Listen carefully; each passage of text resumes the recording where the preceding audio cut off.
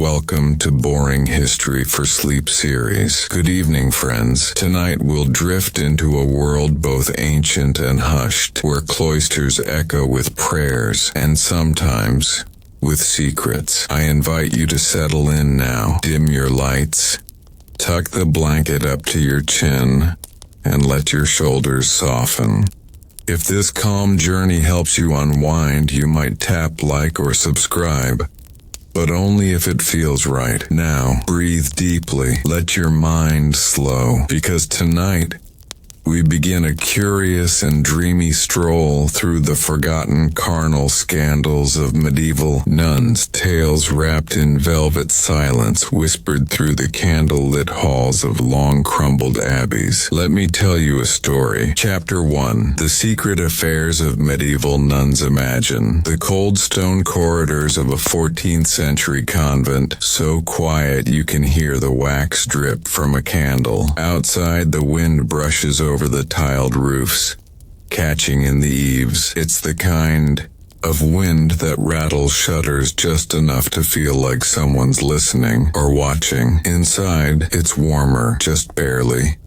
There's the gentle scent of lavender oil rubbed into the wooden pews, the soft rustle of a habit as a sister kneels in prayer, and somewhere, something less devout. We begin not with a bang, but with a letter. It was discovered, years later, tucked into a book of Psalms, a love letter, penned in a hand neat and careful. To my dearest sister Agnes, it read, whose voice lingers in the halls of my heart more than any hymn. The signature was smudged. The ink had run, maybe from tears, or maybe the clumsy damp of time. This wasn't so rare. You see, medieval convents weren't always the quiet sanctuaries we imagine. They were communities of women, young and old, many of whom had been placed there by families more concerned with inheritance than faith. Some arrived too poor to marry, others too clever.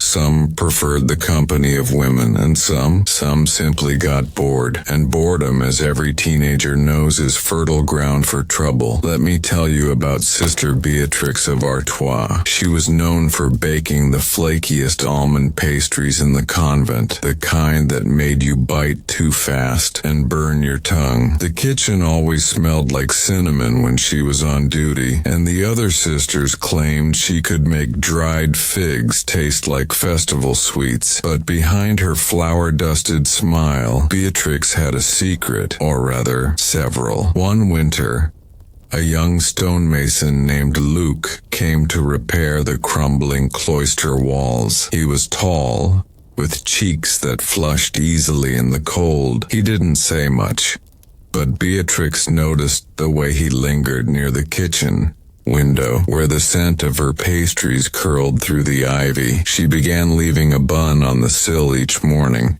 Just one. Luke never took them at first. Then one day, gone. She left two. Then a note. Then something else. It said they met under the bell tower. The air would have been sharp, the stones cold, but desire is an excellent coat. Beatrix returned to morning prayers with flushed cheeks and flour on her veil. No one suspected, or if they did, they didn't ask. Here's the twist. When the abbess finally found out, thanks to a trail of muddy footprints leading suspiciously toward the garden, she didn't punish Beatrix with lashes or penance. Instead, she took her aside and whispered something no one else heard. That spring, Beatrix was sent to another convent, but not as a novice, as a cook, a promotion of sorts. The abbess was said to have smiled more after that. And Luke, he was seen fixing the chimney of that second convent not long after. Makes you wonder, doesn't it? Now, let your mind drift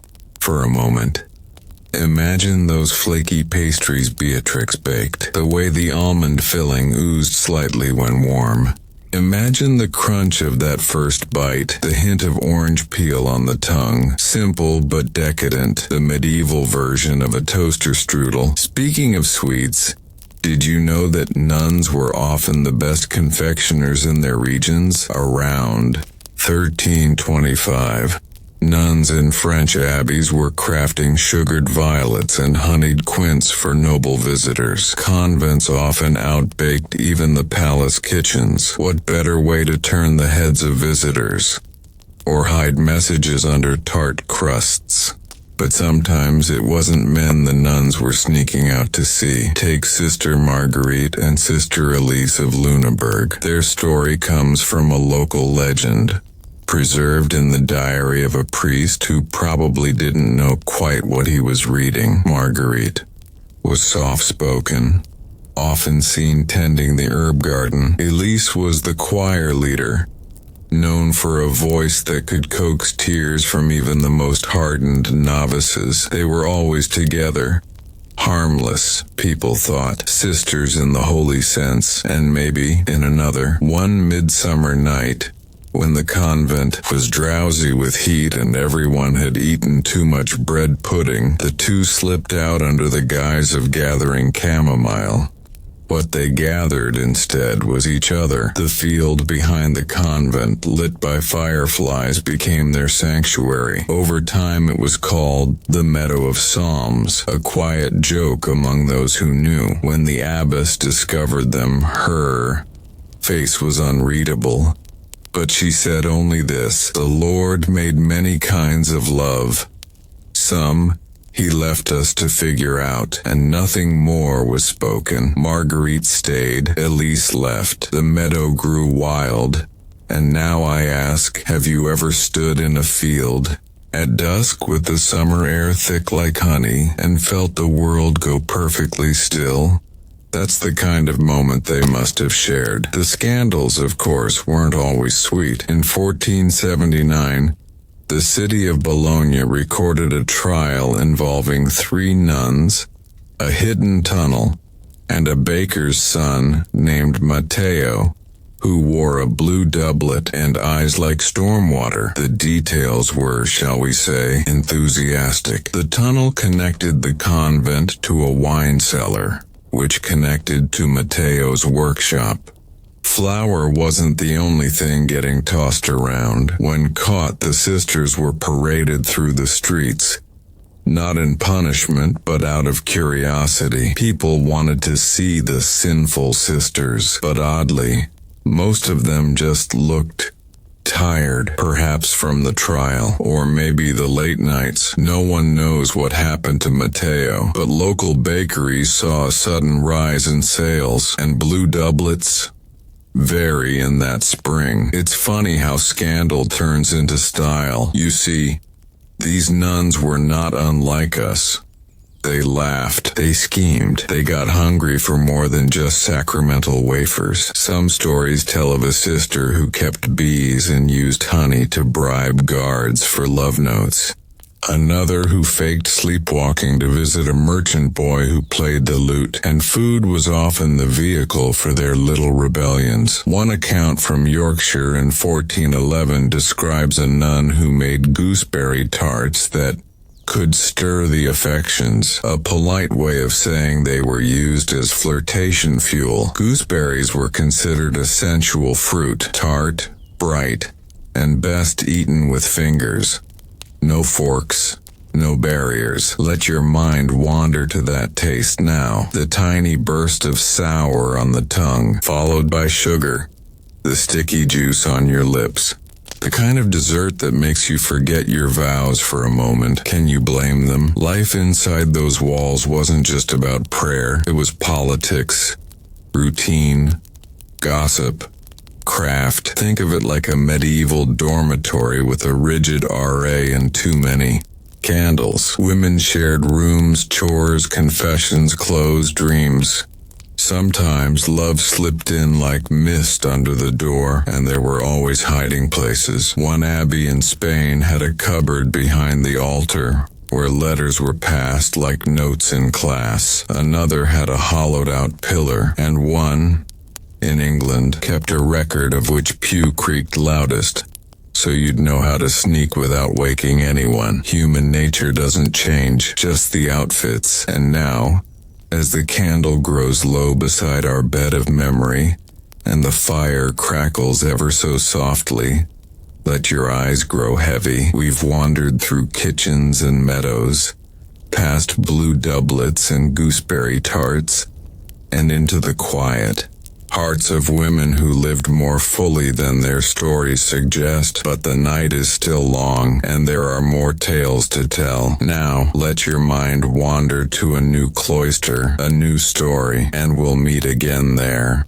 Wonderful. Let's continue our gentle descent into the hush of history. Here is Chapter 2, When Medieval Nuns Broke the Rules, flowing directly from the last in the same soft ASMR-ready rhythm. This chapter is paced to 5,000 words, inviting your audience into candlelit acts of quiet rebellion, each one wrapped in mystery, warmth, and just a pinch of buttery scandal. Chapter 2. When Medieval Nuns Broke the Rules. Let me tell you something soft and true. Rules, even in the most sacred places, were made to be bent quietly, softly, like a spoon left in a pot too long, slowly warping from the heat. And in the convents of medieval Europe, where days were measured by bells and bread loaves, the rules could sometimes bend just far enough to let in a little mischief. Tonight we step into a warm refectory. The walls are lit by beeswax tapers, their golden glow flickering across rough stone. You hear the gentle clink of wooden spoons in bowls, the low hum of murmured prayers over lentil stew. But listen closer and you'll hear something else. A stifled giggle, a whispered plan, the sound of a rule quietly unraveling. We begin with Sister Sabina of Ghent. Sabina was what we might call spirited. She was known to hum bawdy songs beneath her breath while sweeping the chapel, and once painted a tiny smiling sun onto the heel of her wooden shoe. Her favorite act of rebellion? Smuggling in ink. You see, convent scriptoria weren't just for copying scripture. They also served as places to express in margins and footnotes the quiet longings of cloistered hearts.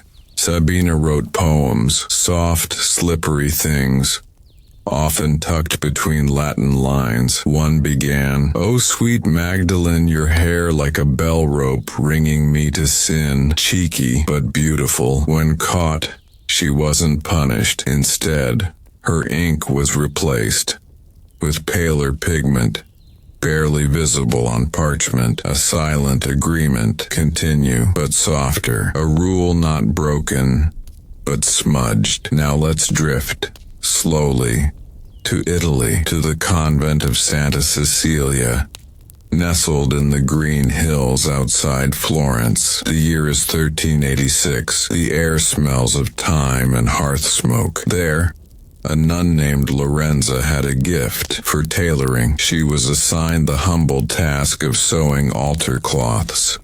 But her hands, they stitched far more interesting things. Late at night, she would sneak into the linen stores, carefully unraveling a corner of plain fabric and replacing it with a bit of embroidered rebellion, silver-threaded initials, tiny hearts, once even a stitched pair of eyes watching. She made gloves too, soft lambskin, perfumed faintly with crushed roses, for whom no one said, but they vanished quickly. Once the abbess found a silken garter tucked inside the psalter. It was red, and definitely not regulation. Lorenza wasn't expelled. She was promoted to seamstress for visiting nobles.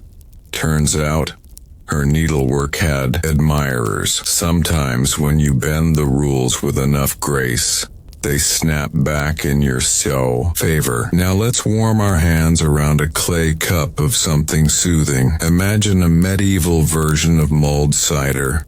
Warm pear wine, steeped with rosemary and cloves, the kind of drink nuns would make in winter when feasts called for indulgence. They didn't drink much, mind you, but on St. Agnes's Eve, a sip or two wouldn't hurt, and with it, Cheese pies, oh those lovely things. Imagine golden, buttery crusts filled with soft curds and a dash of mint. Not the bland austerity we expect, but a savory surprise. Flaky, rich, and completely non-canonical. Because yes, nuns had feast days, and they feasted. There's a record from 1423 of a nun in Normandy who stole 4 wheels of cheese during Lent. Her confession included the phrase, "I was hungry, and the cheese looked very persuading." She was given extra prayers, but later assigned to the kitchen. Like many of our heroines, her punishment became a quiet promotion. Do you see the pattern? Let's move on to a different kind of rule breaking, not theft or stitching, but or escape. The story of Sister Elodia is passed down in fragments, but what remains is this. She entered the convent at 16, not by choice but by decree. Her father, a minor baron, had too many daughters and not enough land, so Elodia was tucked away behind stone walls like a precious relic. At first, she complied, sang the chants, spun wool, wrote careful, obedient psalms, but one day she began slipping out. First, just to the convent garden, then to the fence, then beyond. How? A wardrobe, not metaphorically, literally, an old armoire, set against the outer wall of the linen room, had rotted in the back. A panel gave way to a crevice, and from there to the world. She didn't run off forever. She returned again and again to explore, to feel the grass under her feet, to speak to villagers, to kiss once a boy with ink on his fingertips and a stammer like a bird call. She was caught eventually. A missing boot gave her away, but the punishment? Silence. She was ordered to a month of total silence, no speaking, no writing, just reflection. And when that month ended, she didn't speak right away, because in her silence she had learned something better than rules. She had learned how to listen to the wind, the walls, the stories hiding in shadows. Some say she wrote a book later, under a false name, about freedom and thresholds and wardrobes. Now, as you close your eyes, picture her, barefoot on dew-wet grass, the stars overhead, listening, always listening. Rules were also broken through music. A convent in Prague once banned a certain chord progression, said to be too stirring for the spirit. The problem? It made people feel deeply, and Sister Clara used it often. Her chants, sung by candlelight, made novices weep. Even visitors wrote of tremors in the soul. Eventually, she was forbidden to sing unsupervised, so she taught others. She would murmur harmonies during sewing hours, tap out rhythms in her bread dough. She created a secret choir. They sang during storms, when thunder masked their voices. Can you hear it now? A chorus rising beneath the rain, sacred and also subversive. Now, let's snack again, because rule breaking often goes best with something tasty. Tonight, something odd. Preserved pears stuffed with pine nuts and ginger. A real 13th century convent recipe, passed from nun to nun. The pear, poached in honeyed wine, goes soft and golden. The ginger pricks the tongue, just enough to make you notice. And the pine nuts, earthy and buttery, like eating a medieval granola, but silkier. This recipe was once banned for excessive indulgence. That only made it more popular. Sometimes the softest rebellions taste the sweetest. Let's pause now and look inward. Why do you think these women rebelled? not out of anger usually, but longing, curiosity, the ache to be heard or touched or known, and beneath their wimples and wool they were just human, as much flesh as faith. They wrote letters, some in lemon juice to be revealed by candle flame. They carved initials into orchard trees. They swapped secret hand signs. One nun even trained a squirrel to carry messages. The records call it a strange beast used for mischief. I call it brilliant. And still, most were never punished severely, because the church, for all its fire and brimstone, needed these women. They ran hospitals, copied books, brewed medicine, made cheese. Without them, half the infrastructure of Christian Europe would have collapsed. They were useful, which made their secrets tolerable. Let me leave you tonight with the softest story I know. It's about a nun named Isolde, who never spoke a word after taking her vows. Some thought she was mute.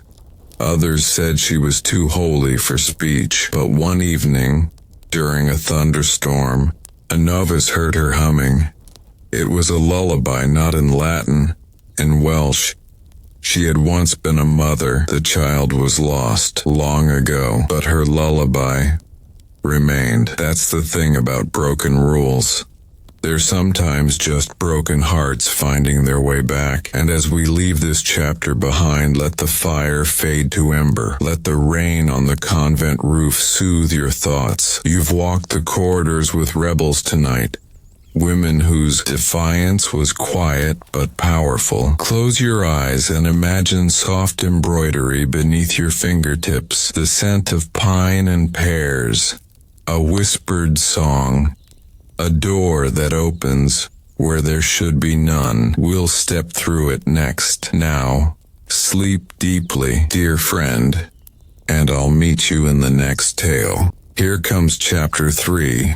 Strange tales of medieval nuns, written in the same sleepy, soothing rhythm, filled with gentle mischief, sweet aromas, and stories that drift between reality and the nearly magical. I'll begin now. All right, dear listener, let's sink deeper. You're tucked in now, aren't you? Lights dimmed low, blanket pulled up just beneath your chin. Maybe there's a soft hum outside your window. A breeze or a fan or just the sound of night itself beginning to breathe. If your body feels heavy, that's good. If your eyelids flutter now and then, better still, because this is the moment we drift further back in time, where truth and tale begin to blur like the edge of a dream. And tonight, we're slipping into Chapter 3, Strange Tales of Medieval Nuns. Chapter 3, Strange Tales of Medieval Nuns. Let me take you now to a convent where the walls whispered. Literally. There's a report from 1482, filed by a visiting friar named Thomas, about the Abbey of Sainte Marguerite in central France. He wrote of peculiar sounds, voices in the stone, laughter from the cloister wall, prayers that echoed even when no one was speaking. At first he assumed it was a trick of the acoustics, but the nuns smiled. One finally told him, "The stones remember. You see, the abbey was built on the ruins of a Roman villa. Its walls were old, older than anyone knew. Some believed the stones had soaked up centuries of secrets, and at night, if you pressed your ear to them, they murmured. Some say it was the wind. Others say it was something else entirely." Now, not far from that abbey lived Sister Emmeline, whose tale I think you'll like. She kept bees. The garden behind her convent hummed with golden-winged activity. She whispered to her bees, named them, sang to them while she worked, her voice low and honey-thick. She even trained them to respond to bells. Strange? A little. But what's stranger is what happened when she died. The bees, mourned. They swarmed the chapel roof, clustering on the stained glass in the shape of a heart. For 3 days they didn't return to their hives, and then, quietly, they left. The villagers remembered that, still do. They say she lives on in the hum of summer afternoons, in the bloom of clover, and every jar of golden sweetness passed through that town, and they always say it softly. Let's nibble something, shall we?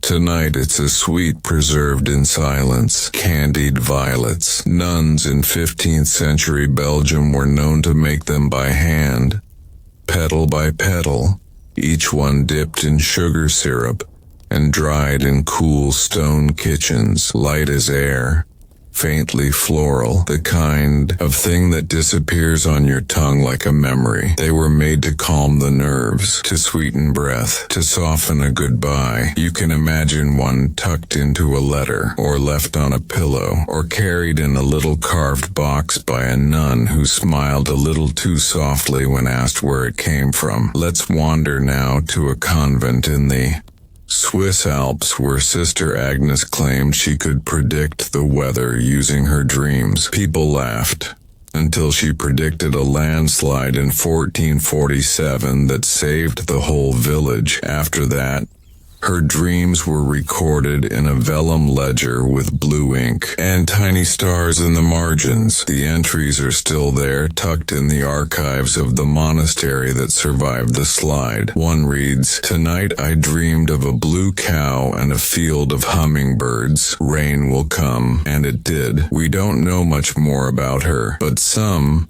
say she saw further than weather, that once she predicted a child's birth 20 years before it happened. Odd, yes, but in the hush of the mountains, the strange sometimes feels ordinary. Now let me share with you the tale of Sister Viola, who believed she could speak to saints through fruit. Yes, fruit. She would take a single fig, slice it in quarters, and whisper into its heart. Then she'd leave it on the chapel altar. By morning, she claimed, the fig would be gone, and a reply would arrive in her dreams. Sometimes a song, sometimes an image. Once, a warning: don't wear blue today. She didn't. That very day, a thunderbolt struck the blue-draped statue in the courtyard. Coincidence? Perhaps, but she switched to gray after that, and the fig offerings continued. Now and then, visiting monks would catch her whispering into an apricot, or tucking a plum beneath a prayer book. They thought she was odd, but harmless. Touched by sweetness, one wrote, she died with a basket of fruit at her side, and when they buried her, the earth around her grave sprouted strawberries in November. Now that's strange. Let's pause a moment and sip something warm. Tonight, imagine a medieval almond milk. Not the kind from cartons, but one made fresh. Crushed almonds steeped in rose water, thickened with breadcrumbs, sweetened just enough with honey, served warm in a clay cup. It would be ladled out in infirmaries, sipped during long winter nights, sometimes shared between friends during vigils. The texture, silky, comforting, a little like porridge, but lighter, and the scent, roses, almonds, quiet, perfect for a tale like this. Now back to our nuns. One story, part miracle, part mischief, tells of a nun in Aragon who was said to levitate when particularly moved by music. She denied it, but others swore they saw her during midnight mass rise a full hand's width above the floor, eyes closed, lips parted in chant. Once, a candle beneath her feet never even flickered. She was examined by church officials, of course. They found nothing. No tricks, no wires, just a woman who, when the right note struck her soul, seemed to float a little closer to heaven. Was it ecstasy? Or just devotion? Who knows? But her nickname in the convent became La Pluma, the feather. Now let's drift over to a cooler place, Iceland, a convent in the 13th century. There, a nun named Kristin kept ravens, not in cages, but as companions. She raised them from chicks, fed them scraps from her own meals. They followed her like shadows. One was said to perch on her shoulder during morning prayers. Odd? Yes, but ravens are clever, and she was cleverer. One day, a band of raiders approached. The convent panicked, but Christine's ravens flew straight at the intruders, dive-bombing with screeches and talons. The men fled. The abbess called it divine protection. Christine just smiled and gave the birds extra barley that night. Let's taste something hearty now, because not all strange tales are sweet. Imagine a stew called Nuns stone pot, a real recipe from a 14th century monastic cookbook. It's made with lentils, wild onions, dried cherries, and black pepper. Strange, a little, but delicious. The cherries soften in the broth, the pepper warms the chest, and the whole thing simmers until it tastes like earth and hearth and something. Just a little enchanted. The nuns said it was good for melancholy and heartbreak. One final tale before this chapter closes. In the hills of Ireland, there was a convent with a room that could not be locked. No matter the key, the bolt, or the blessing, the door would open. They tried everything. Extra nails, iron latches, even salt at the threshold. Nothing worked, but no one ever stole from the room. No draft ever blew in. No animals entered. Inside was a single tapestry depicting St. Bridget smiling, with one hand behind her back. No one knew what she held. The fabric was worn, faded, but some say, on winter nights, the hand seemed to move, to wave, or perhaps beckon. The room remained open for 2 centuries, and one spring morning, the door closed by itself, and locked. The key, which hadn't worked for decades, fit again perfectly. They left it closed after that. Some places just want to be open until they don't. Now let your mind rest. We've wandered through gardens where bees listen, rooms where stone walls murmur, kitchens scented with almond and cherry, and halls where saints and nuns may or may not have whispered secrets to fruit. Truth, myth, or just the kind of stories you tell yourself before sleep. Whatever they are, they're yours now, and as you curl deeper beneath your blanket, let the strange become familiar, let the whispers become warmth, and in the next chapter, we'll slip into something a little more tempting, a little more carnal. But for now, hush, sleep is close. Lovely. Let's let the candle burn just a little lower now, and the night deepen around us. You're still here, aren't you? Wrapped up, eyes slow, breathing softer with every minute. If your limbs feel heavy, that's perfect. If your thoughts drift like clouds, don't worry, I'll guide them.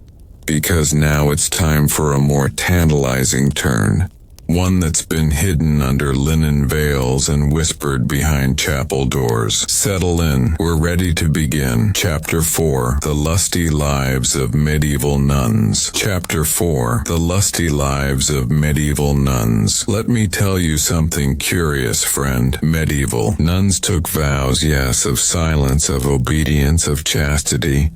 But vows and our words and people, well, people are made of much softer stuff. We begin tonight in the quiet cloisters of Tuscany, at a convent tucked between olive groves and vineyard mist. In the spring of 1421, a certain Sister Beatrice was caught with a letter, not just any letter.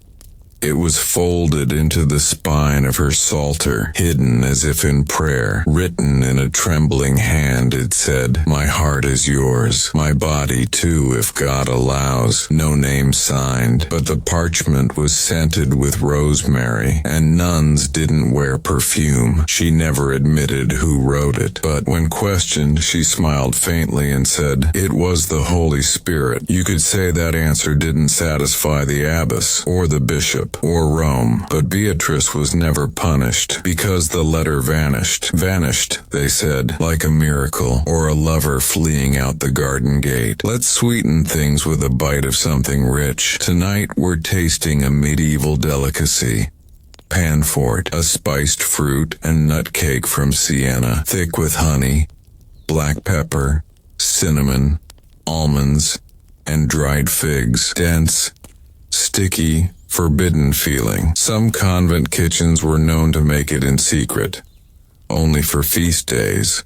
Only for the bold. One nun called it a sin you eat with both hands. Back in France, at the Abbey of Saint-Ouen, a scandal erupted in 1309 when a novice nun was found hiding a miniature portrait of a troubadour.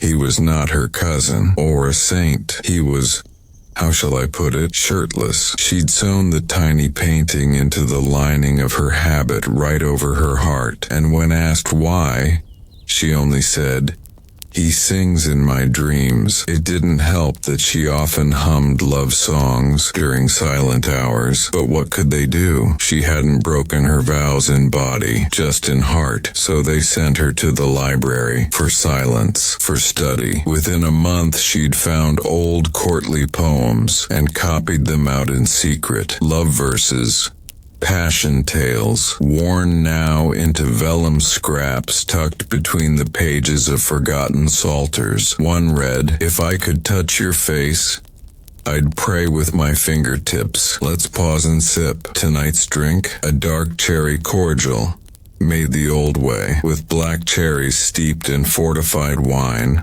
cloves, and a pinch of sugar. Nuns made it in some abbeys for medicinal purposes, to calm the nerves, to warm the womb, as they said.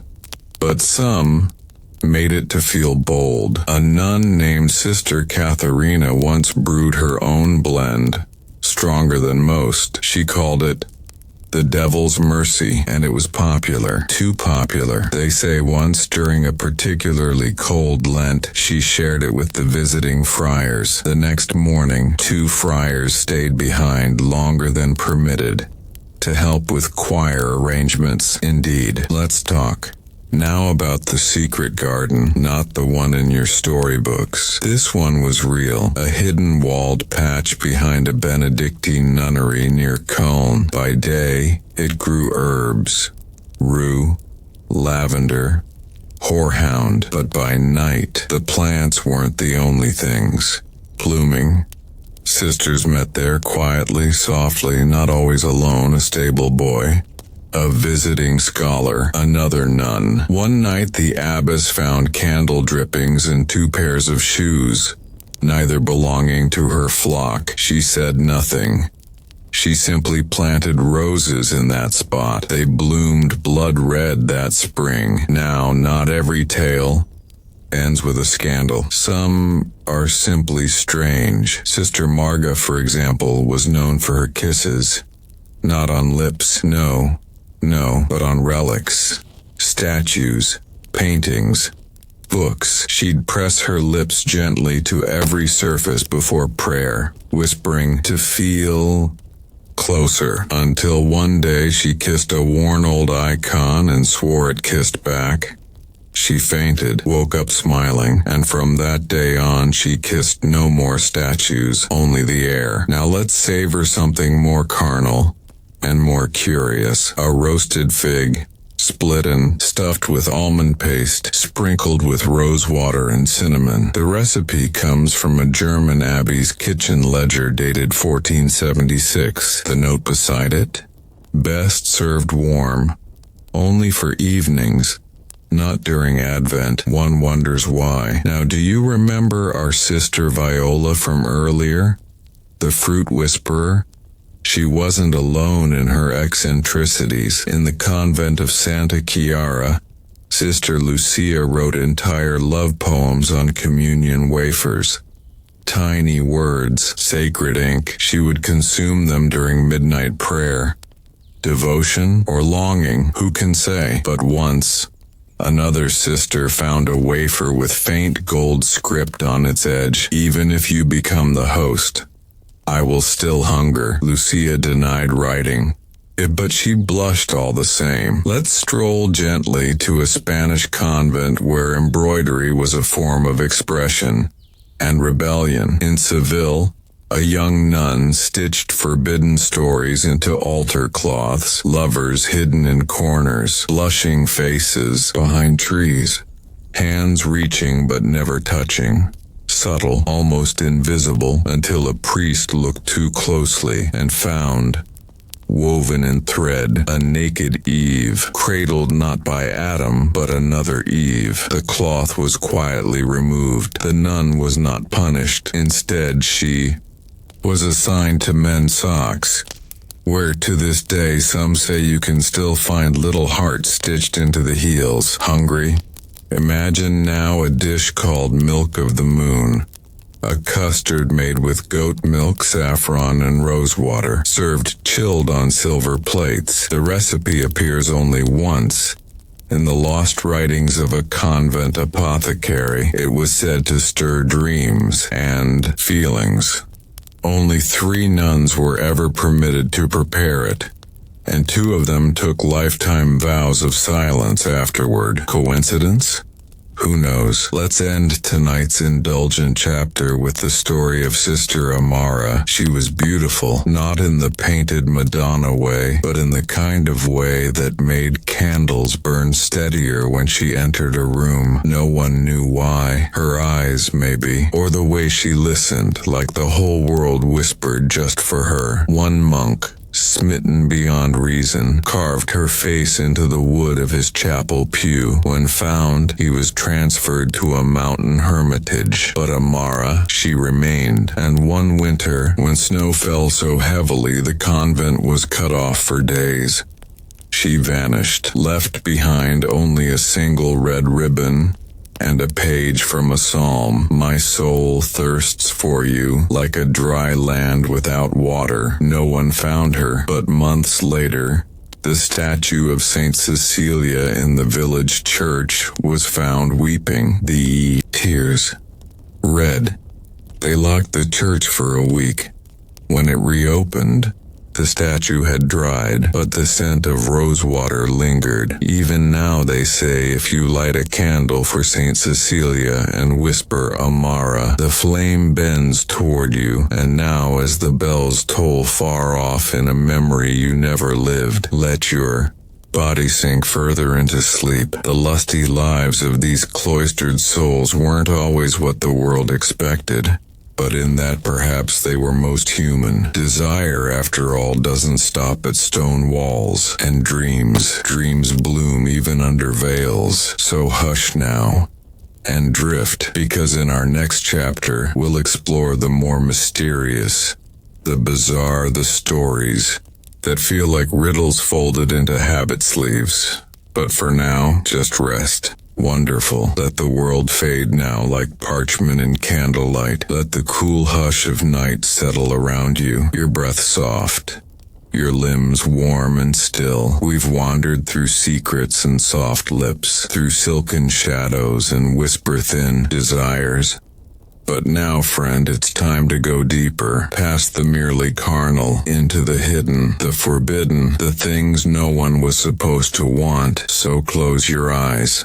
Sink further into stillness, and join me for Chapter 5, The Forbidden Desires of Medieval Nuns. Chapter 5, The Forbidden Desires of Medieval Nuns. There's a kind of silence in an old convent that feels heavier than peace. It hums with what's been unsaid, what's been buried. I once read that in 1383, a cloister in Flanders discovered an entire chamber, sealed behind a wall. No door, no records. Inside were 7 books, a burnt-out lamp, and a single white veil folded beside a comb. No one ever explained who the room belonged to, but in the margins of one book, faintly inked by a nervous hand, were the words, "I still dream of her laugh," like a bell before matins. We'll come back to that. First, taste this. A sweet once known as angel's size.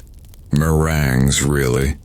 Whipped egg whites, honey, a pinch of anise, baked slowly until crisp outside and soft within. Nuns made them in Aragon for visiting clergy, light enough to seem holy, sweet enough to be remembered. One bishop reportedly ate 12 and said, "I've met temptation and she is sugared." But sometimes desire didn't arrive with sweets or letters. Sometimes it came in visions. Take the case of Sister Eloisa. In the Abbey of Saint Lazare, she began seeing angels. Not the harp and halo kind. No, hers were winged, bare-chested, with mouths like fire and eyes that saw through bone. They whispered to her, not prayers, but promises. She wrote them down in ecstatic trance, the ink often smeared, the language half Latin, half longing. The church declared her dangerously imaginative. They silenced her with herbs and dark rooms. But years later, a novice found one of her scrolls sewn into a pillow. It read, "He touched no part of me, and yet I burned. Let me pour you something warm now. A spiced almond milk steeped with saffron and clove. Convents called it moon brew, said to calm unruly thoughts, though some abbesses refused to allow it, claiming it stirred too much warmth in the blood. In truth, it was often used by nuns as a quiet remedy for unspoken ailments. Now picture this. A convent in Bruges, 1450s. A group of sisters gathered every second Thursday, not for prayer but for painting.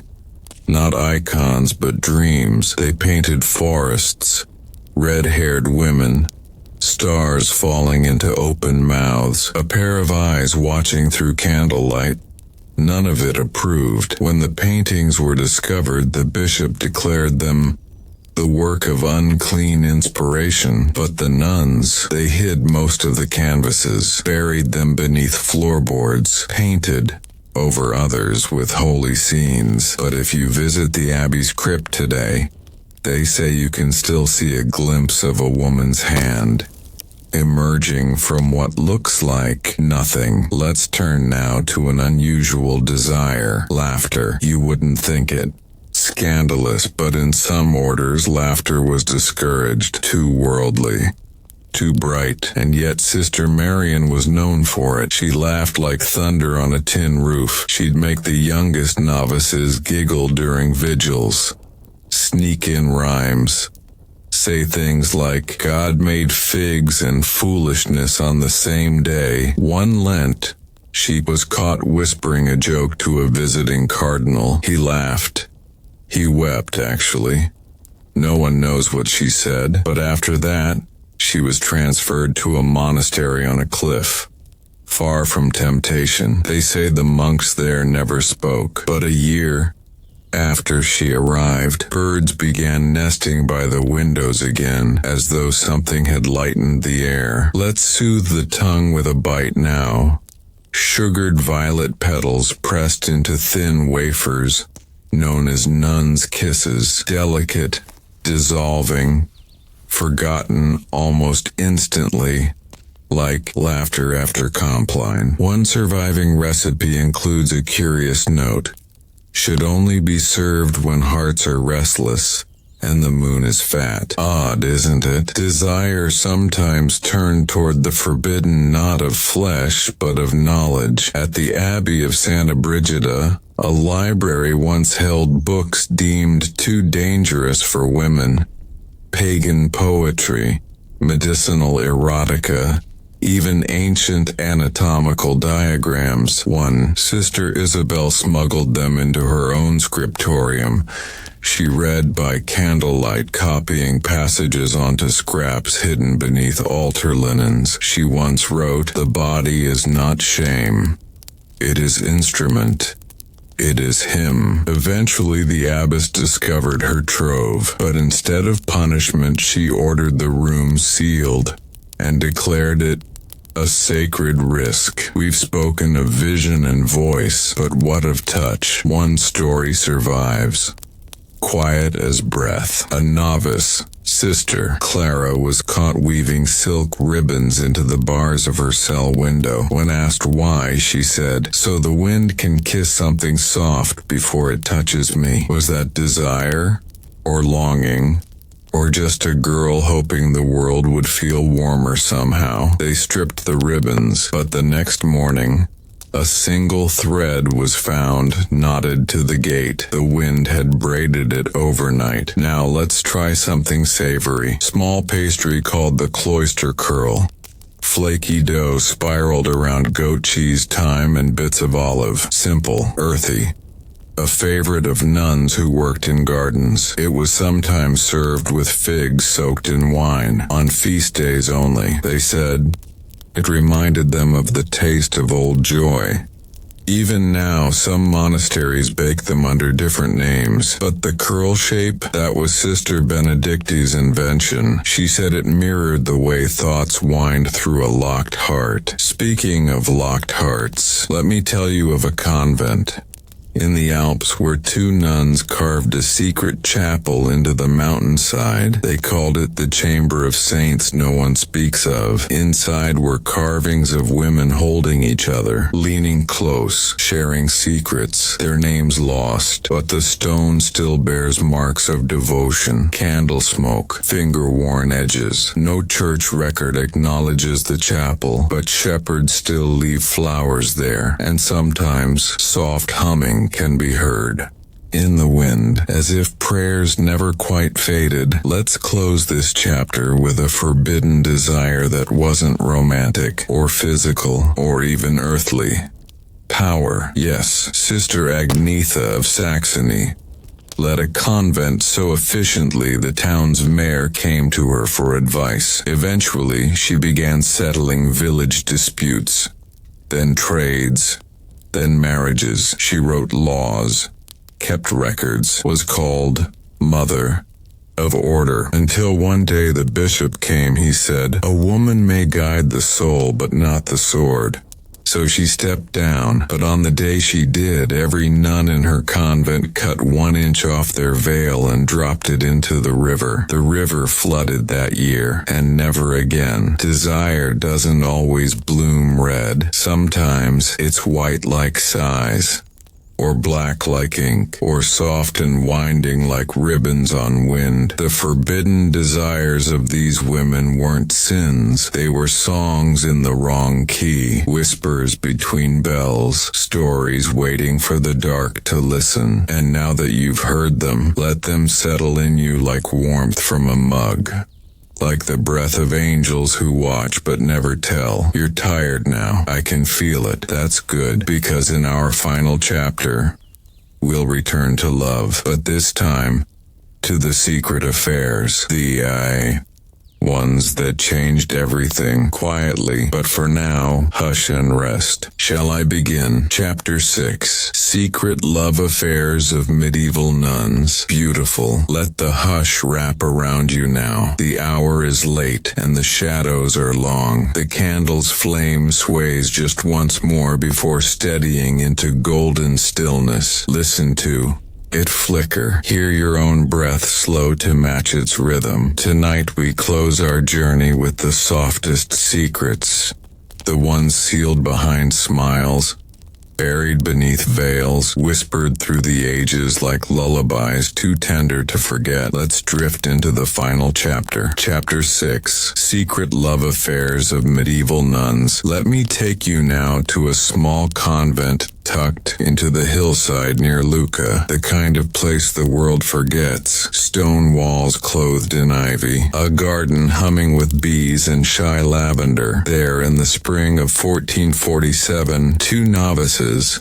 Beata and Isabel, were assigned to tend the herb beds, mint, rue, sage, and thyme, and between them, something new took root. They would lean close as they worked, whispering lines from their shared psalter, adding secret rhymes between the verses, touching fingertips as they passed a trowel, letting the silence between words swell with breath. One day Beata gave Isabel a pressed marigold between the pages of her prayer book. It was gone by morning, replaced by a sprig of rosemary. I think about them sometimes. These two girls with dirt under their nails and honey on their tongues, learning love not from books, but from basil and blushing glances. Now taste this, an old Sicilian treat called cuccia, wheat berries cooked slowly in sweetened milk, then cooled until thick and creamy, often stirred with bits of chocolate and a touch of cinnamon. They say nuns first made it during a famine using the only grain left in the cellar. It filled the belly with warmth and the heart with quiet hope, much like love, unlikely, nourishing, enough. Not all secret affairs were born of softness, though.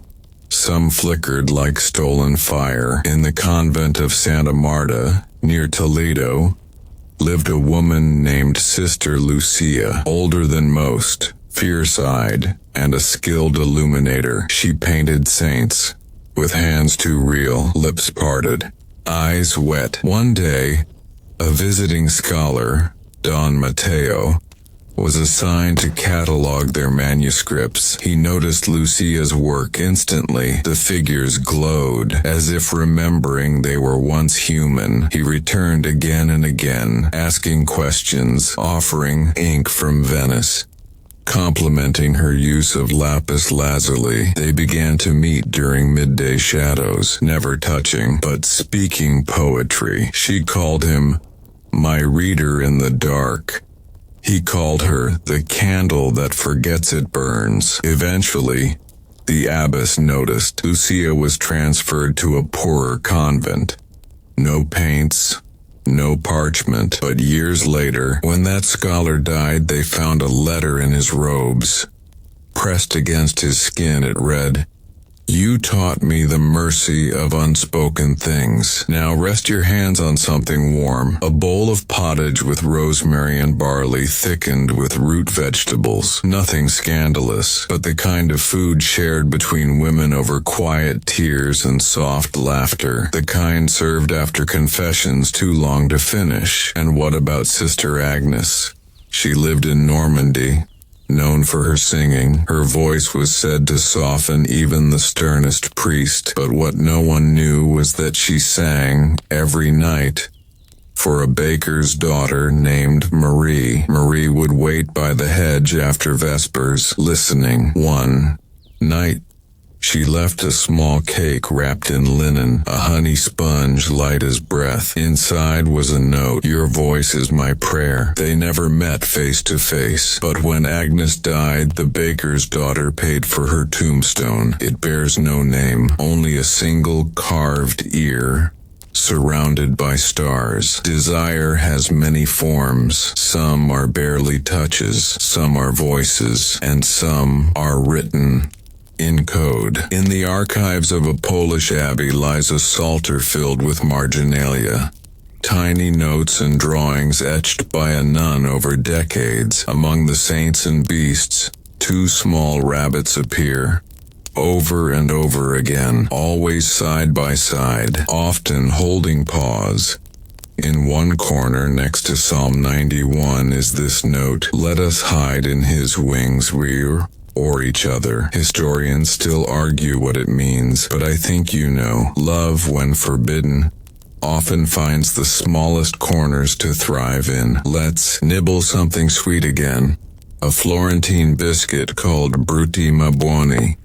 Ugly but good, misshapen, nutty, impossible to stop eating once you begin. Nuns made them for feast days when perfection was not required.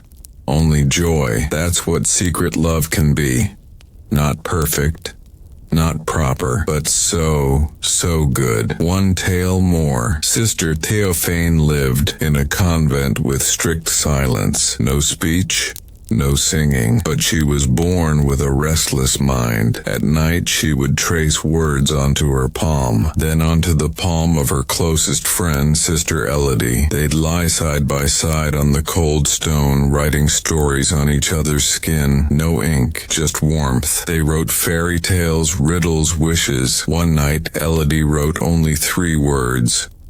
Do not forget, Theophane didn't. When she died, her will asked for a single stone to be placed by her grave, etched only with a palm.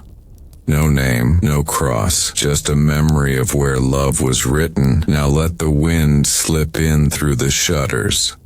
Let it carry the scent of time and ink and old parchment. Let your breath match its rhythm. You've heard so many stories tonight, tasted sweets and sorrows, laughed softly at the mischief of cloistered hearts, wandered through petals, pages, and whispers. The carnal scandals of medieval nuns were never just scandal. They were echoes of longing, proof that even in the most silent places, love finds a way to speak. So as the candles melt low and the night deepens around you, may these memories guide you into peaceful dreams. If you drifted off, let me know below. Sweet dreams, my friend, and until next time, sleep softly. The Boring History for Sleep Channel, signing off. Good evening, friends. Tonight we'll drift into a world far removed from the modern hustle, a quieter time,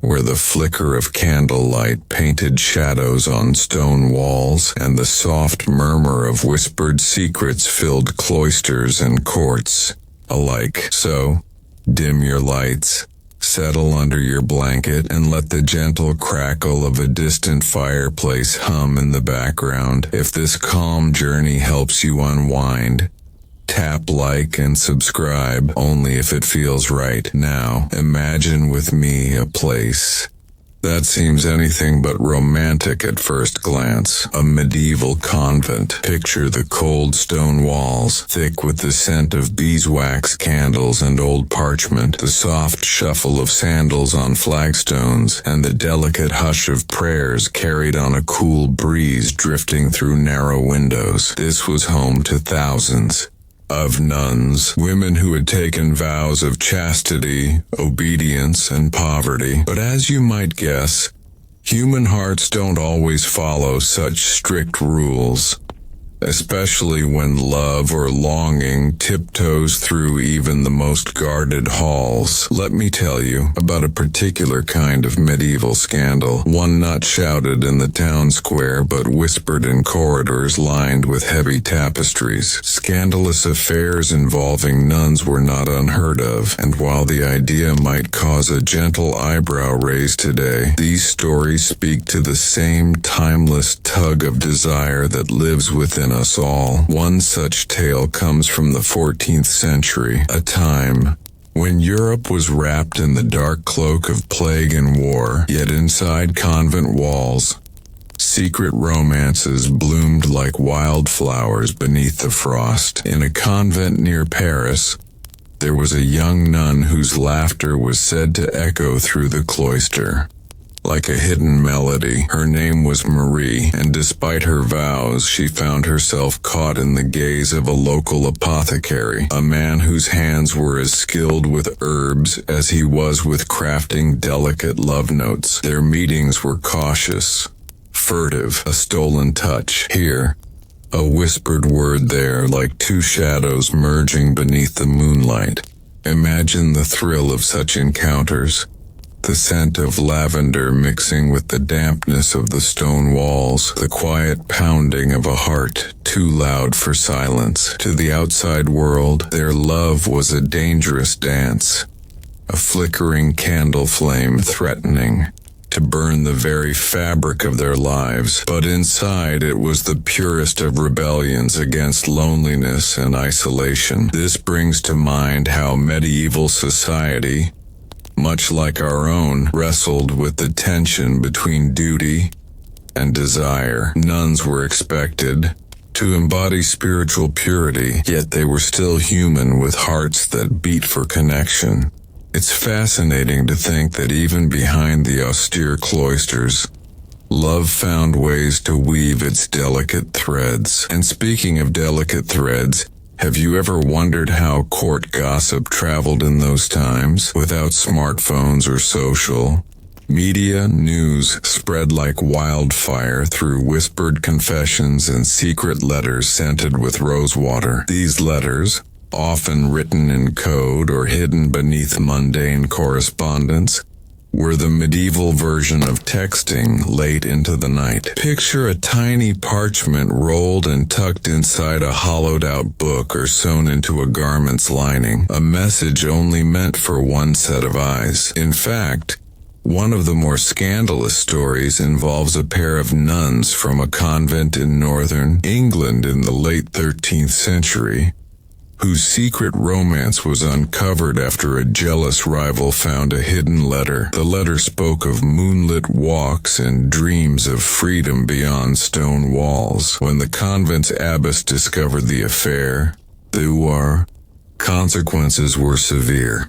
Banishment, public shaming, and prayers for repentance. Yet for a fleeting moment, these women tasted a forbidden joy, a flicker of light in the often harsh world they inhabited. It's tempting to see such stories as mere curiosities, but they reveal much about the human condition, how love and connection are never fully bound by rules or walls. Just like the closest thing to a hot pocket, medieval love had its layers, sometimes warm and comforting, sometimes surprising and even a little messy. And while the idea of nuns caught in scandal might raise a smile, it's a reminder that history is rich with complexity, full of lives lived in the quiet spaces between duty and desire. As we leave that warm, shadowed convent behind, let your mind wander to the glittering courts and dusty marketplaces where other tales of medieval romance await. The rules might change, but the longing remains the same. Now, while these secret romances might seem surprising, there's an odd charm to the whole idea when you imagine the daily life of a medieval nun. Think of it. Their days filled with early morning prayers, chanting in Latin with voices that float like mist through arched stone halls, hands busy copying manuscripts or tending small gardens bursting with herbs and flowers. Imagine the quiet moments between prayers when the sun filters softly through stained glass windows, casting colorful patterns on cold floors. It's in these gentle pauses that hearts might wander. Perhaps a glance exchanged over a book, a brush of hands while reaching for a quill, or a note slipped beneath a door like a secret melody. And, oh, the letters. Sometimes nuns would send messages hidden inside the pages of religious texts, or stitched into their habits. These were not just simple words, but little treasures, poems that compared love to the sweetness of honeycomb, or the warmth of a hearth fire on a winter's night. You might wonder, what about the risks? Surely such affairs were dangerous, and indeed they were. The church wielded great power, and vows of chastity were not taken lightly. Punishments for breaking them could be severe, ranging from public penance to imprisonment or exile. Yet, the human heart is a cunning thing, often finding ways to outwit even the strictest rules. Let me share a curious story from the 15th century about a nun named Agnes, who lived in a convent near Florence. Agnes was known for her fiery spirit and quick wit, and it is said she once managed to smuggle in a lute, an instrument forbidden to the sisters, so she could play sweet melodies for a young man from the village. Imagine the thrill of music floating through the cloisters, mingling with the scent of candle smoke and fresh bread baking in nearby ovens. Agnes's romance was brief but intense, a candle burning bright against the backdrop of stone and silence. When discovered, the consequences were harsh, but the story lived on, whispered among villagers for generations like a medieval love ballad. It's tempting to romanticize these tales, and perhaps that's exactly what they were meant to be. Small rebellions against a world that often seemed too rigid. In fact, even the church recognized the power of love in its many forms. Saint Valentine, for example, though centuries earlier, had become a symbol of love and devotion, his feast day a gentle reminder of the human need for connection. This makes me think, how much do we really know about the people behind the vows? They were not just pious women locked away from the world, but individuals with dreams, fears, and yes, desires. It's like thinking of a medieval Pop-Tart. Unexpected, a little quirky, and definitely not what you'd expect inside a plain old convent. And speaking of the unexpected, the medieval world was full of odd delights. For example, did you know that love potions and herbal aphrodisiacs were quite the thing? Mixes made from rose petals, mint, and sometimes more mysterious ingredients were brewed to inspire affection or calm anxious hearts. Perhaps some nuns quietly shared recipes, adding a dash of sweetness to their quiet lives. But love in the convent wasn't the only kind of scandalous affair in medieval dating. The broader world of courtship and romance was just as fascinating, filled with its own rules, rituals, and secrets, and all of it in its own way paints a picture of a time when human emotions played out beneath the shadow of great castles and in the glow of flickering torchlight. So, as the night deepens outside your window and the cool breeze whispers through the trees, remember that the stories of these women, of secret glances and forbidden notes, remind us how love is both timeless and boundary-breaking. Now, as we leave the quiet convent behind, picture a bustling medieval village where the air smells of fresh bread and roasted meats, and laughter spills from taverns lit by flickering candles.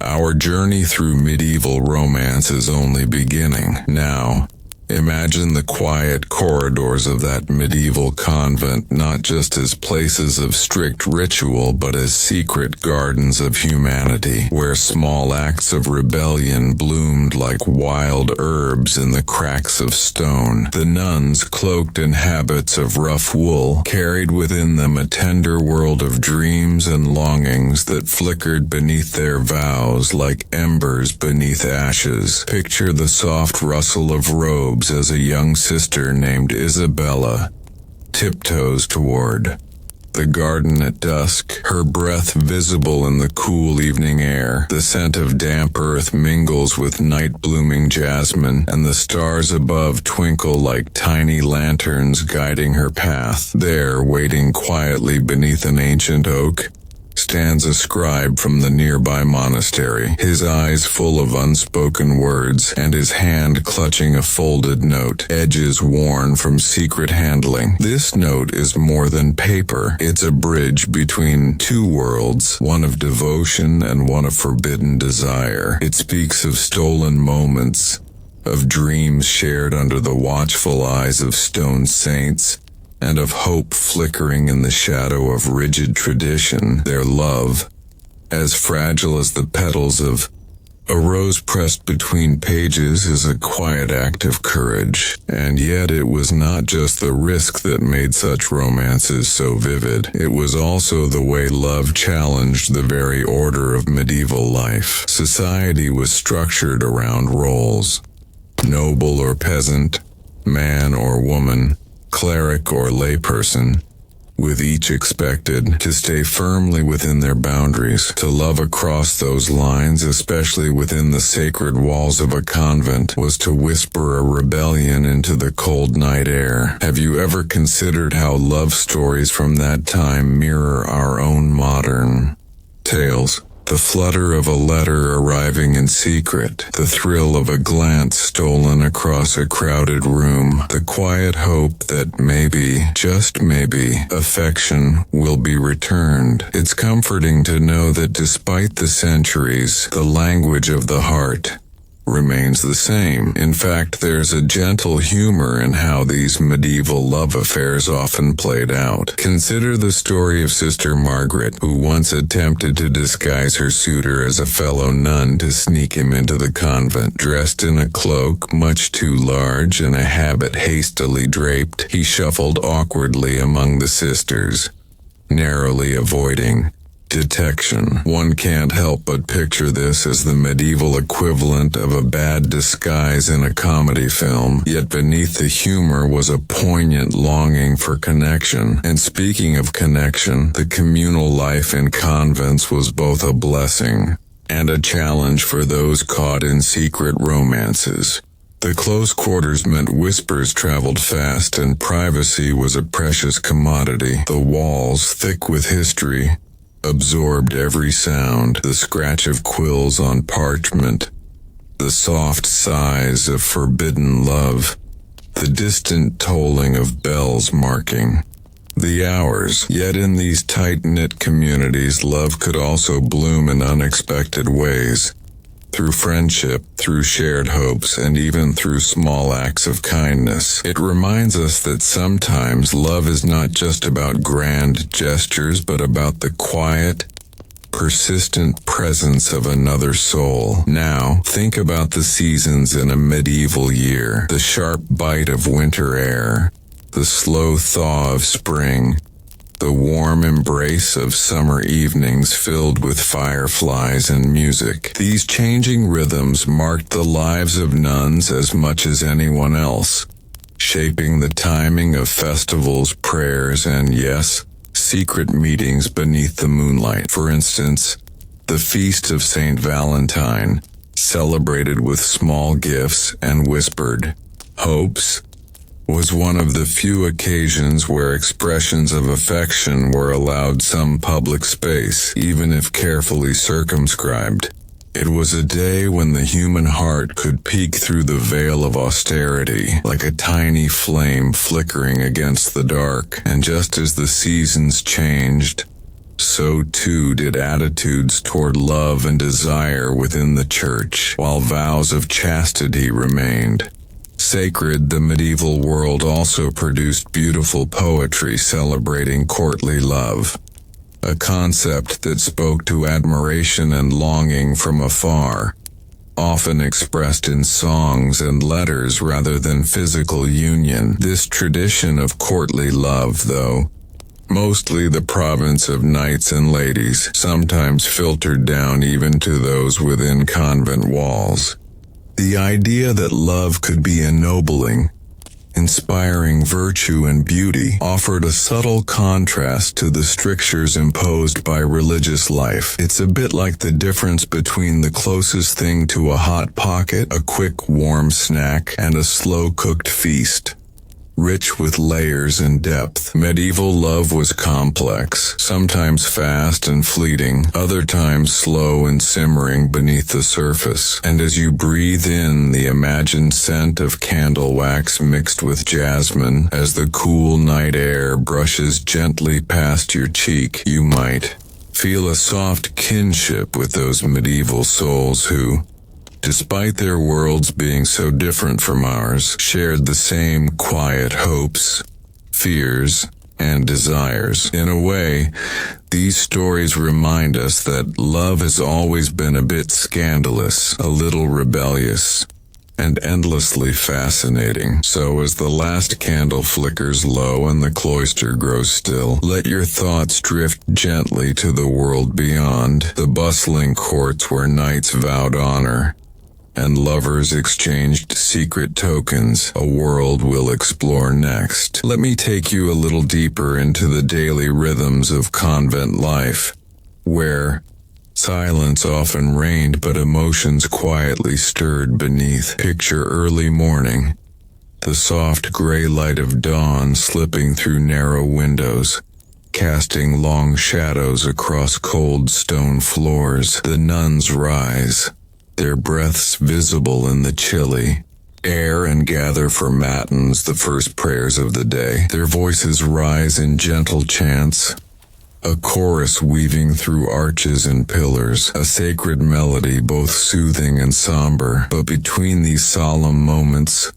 the convent hummed with its own quiet life. In the kitchens, the warm scent of baking, bread mingled with herbs like rosemary and thyme growing in small pots by the window. In the gardens, bees buzzed lazily over bright blossoms, unaware of the human dramas unfolding nearby. Imagine Sister Cecilia, a woman with a mischievous glint in her eye, tending to her rosemary and mint with care.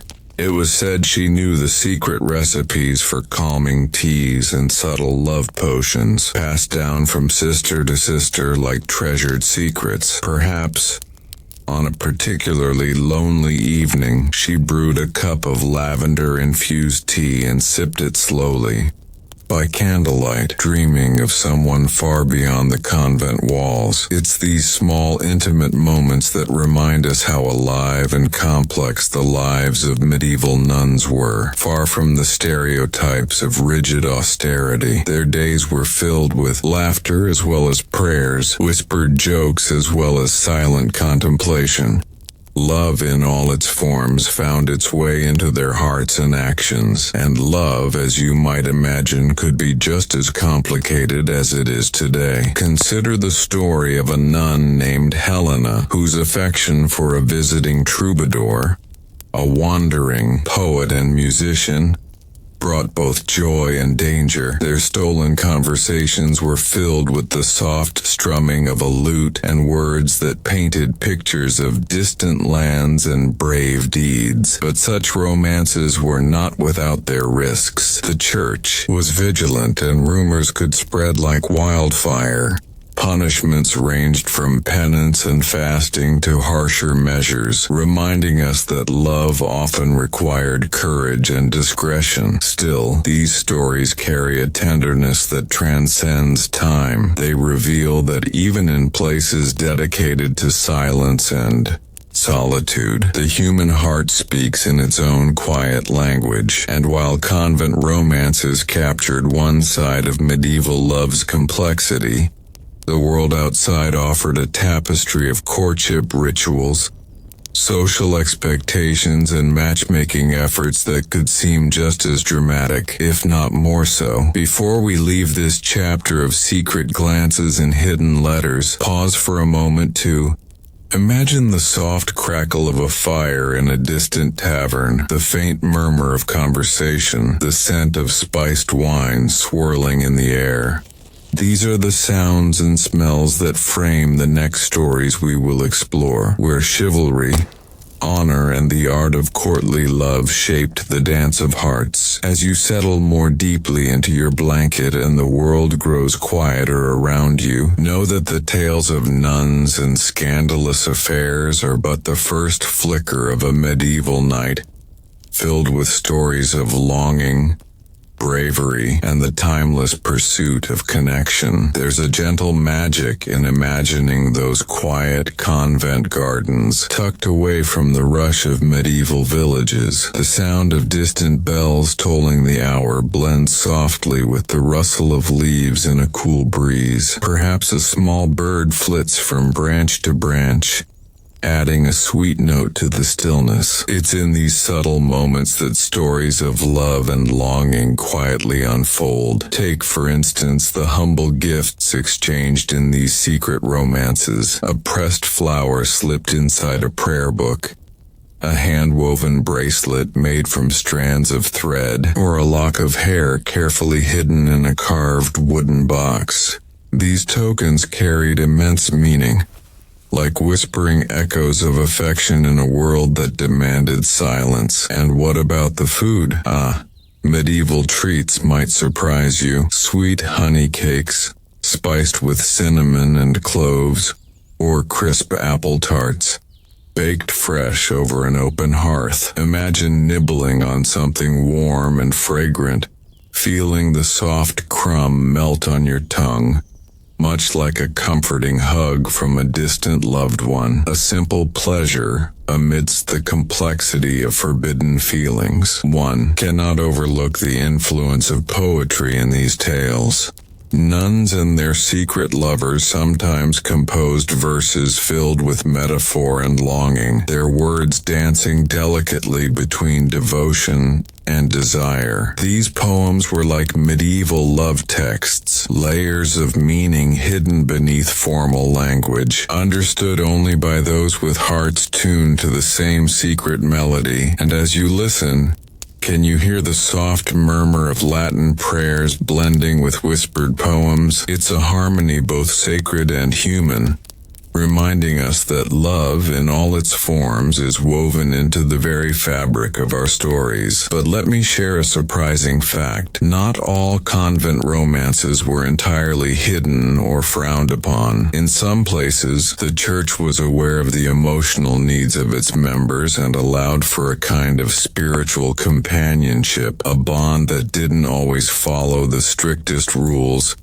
but provided comfort and connection. It makes you wonder how many stories were never written down, how many secret smiles passed unnoticed by history, tucked away like tiny treasures in dusty manuscripts. And here's a curious thought. The medieval world, for all its formality, had a quirky side too. There are tales of nuns playing pranks on their brothers in nearby monasteries, or secretly sneaking out at night to enjoy a rare moonlit walk. These little acts of rebellion added color to their lives, and perhaps a spark of hope for something more. So as the flickering candlelight dances softly on the walls, imagine these women, not as distant figures frozen in time, but as people just like you and me. As the moon rises higher over the quiet countryside, casting a pale silver light across cloister walls, imagine the soft shuffle of footsteps on worn stone. Perhaps it's Sister Agnes carrying a small lantern to light her way to the chapel for her evening prayers. The gentle glow flickers,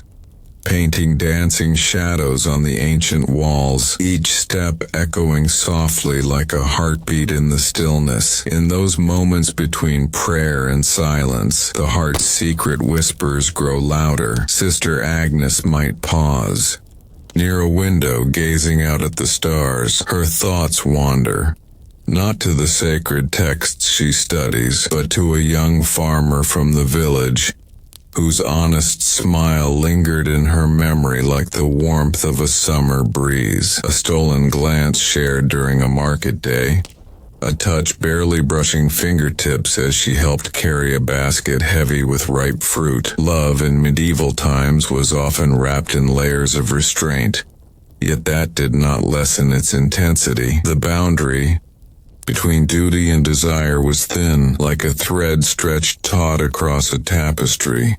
And sometimes that thread would snap, releasing a surge of emotion as fierce as it was fragile. It is easy to imagine the tiny conspiracies that might have formed within convent walls, the secret exchanges of notes hidden beneath prayer books, coded language woven into daily conversations, and the soft smiles that spoke volumes without a single word. And yet, even amid these whispered romances, life went on with its rhythms and rituals.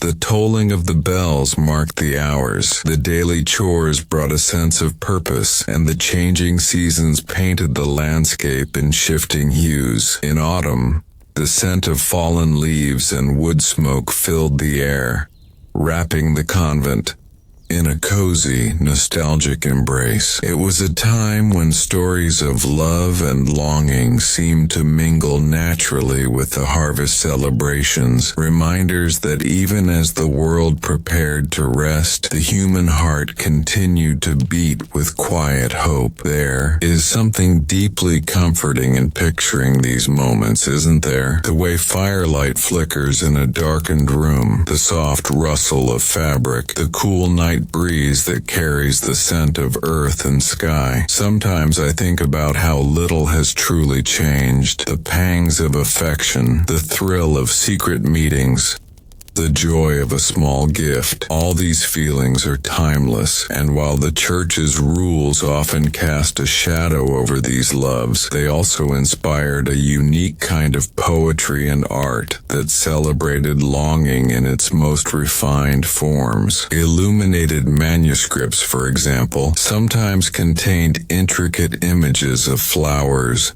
birds, or intertwined vines, symbols of love and devotion carefully painted by the hands of nuns themselves. It's a beautiful paradox that the very walls meant to contain desire also became the canvases where it found expression. So as you settle deeper into your comfort tonight, imagine yourself in one of those quiet chambers.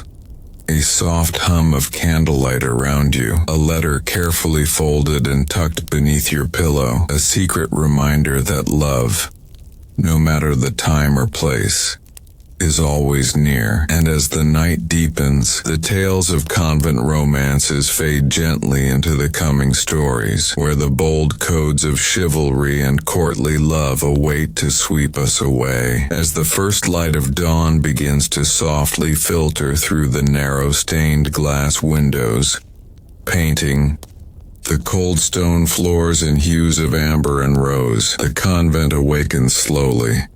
You might hear the faint creak of wooden shutters opening to greet the day, or the whispered rustling of linens as the sisters prepare for morning prayers. Outside, the air is crisp with the scent of dew-kissed herbs, sage, lavender, and a hint of wild thyme carried in by the gentle breeze. Let me tell you about Sister Juliana, whose heart was a secret garden, tender and guarded, yet full of wild blooms. She spent her days weaving embroidery in the scriptorium, her delicate fingers tracing the golden threads of illuminated manuscripts. But beneath that serene exterior, a story of quiet yearning blossomed, one woven through stolen glances and hidden smiles exchanged with a young lay brother, Thomas, who brought freshly baked bread each morning. Thomas was not a knight,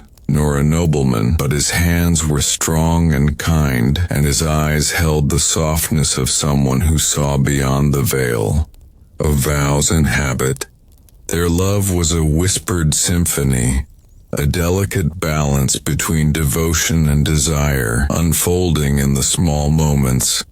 The briefest touch as she accepted his offering, the exchange of secret words beneath cloister arches. You might wonder, how did they keep such a flame alive under watchful eyes? It was the small things, the flutter of a handkerchief dropped just so, the half-hidden notes written in cipher, the shared laughter that bubbled beneath the solemnity of ritual. And in those moments, the world outside, its rules, its expectations, felt distant like a murmur carried away by the wind. It's fascinating, isn't it, to think how love finds a way, even in places built to contain it. The medieval convent was no exception. While many lived by vows of chastity and obedience, the human heart often whispered its own commandments, and sometimes those whispers grew into songs. Speaking of songs,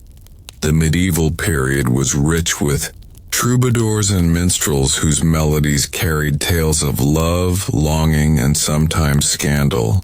It was said that even the nuns would hum these tunes softly, their voices mingling with the rustling leaves and flickering candlelight, keeping alive the bittersweet stories of forbidden romance. Imagine the scent of melting beeswax from tall candles mingling with the earthy aroma of parchment and ink as a sister pens a poem to a secret beloved, her hand trembling slightly as she inscribes each carefully chosen word. And yet, amid all this beauty, there was also risk.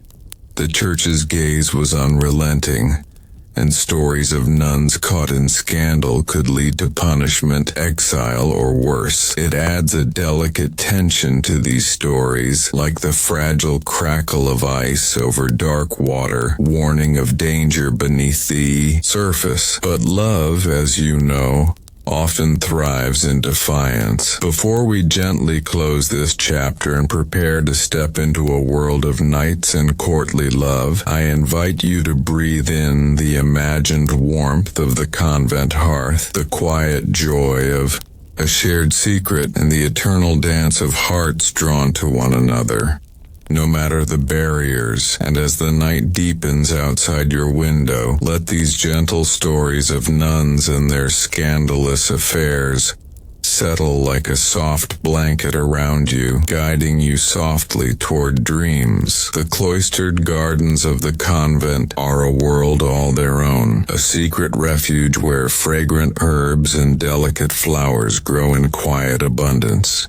Imagine the tender green of young shoots pushing through the soft earth, the gentle hum of bees gathering nectar, and the distant song of a nightingale weaving through the air. These gardens were more than just places of beauty. They were sanctuaries where hearts could wander freely, if only for a moment. Picture Sister Magdalena, who found solace among the lavender and roses, often pausing to pluck a single blossom to tuck behind her ear. Her days were filled with the rhythm of prayer and labor, but at night, when the stars blanketed the sky, she would dream of the mysterious traveler she'd seen just beyond the convent walls, a knight whose eyes held the promise of adventure and tenderness. Love stories like Magdalena's were whispered in the hush of twilight, carried on the cool night breeze that rustled the leaves. These stories remind us that even in lives bound by strict devotion, the human spirit seeks connection, warmth, and the thrill of companionship. And what of the gifts exchanged in these secret liaisons? It might be a sprig of rosemary, known in medieval times as a symbol of remembrance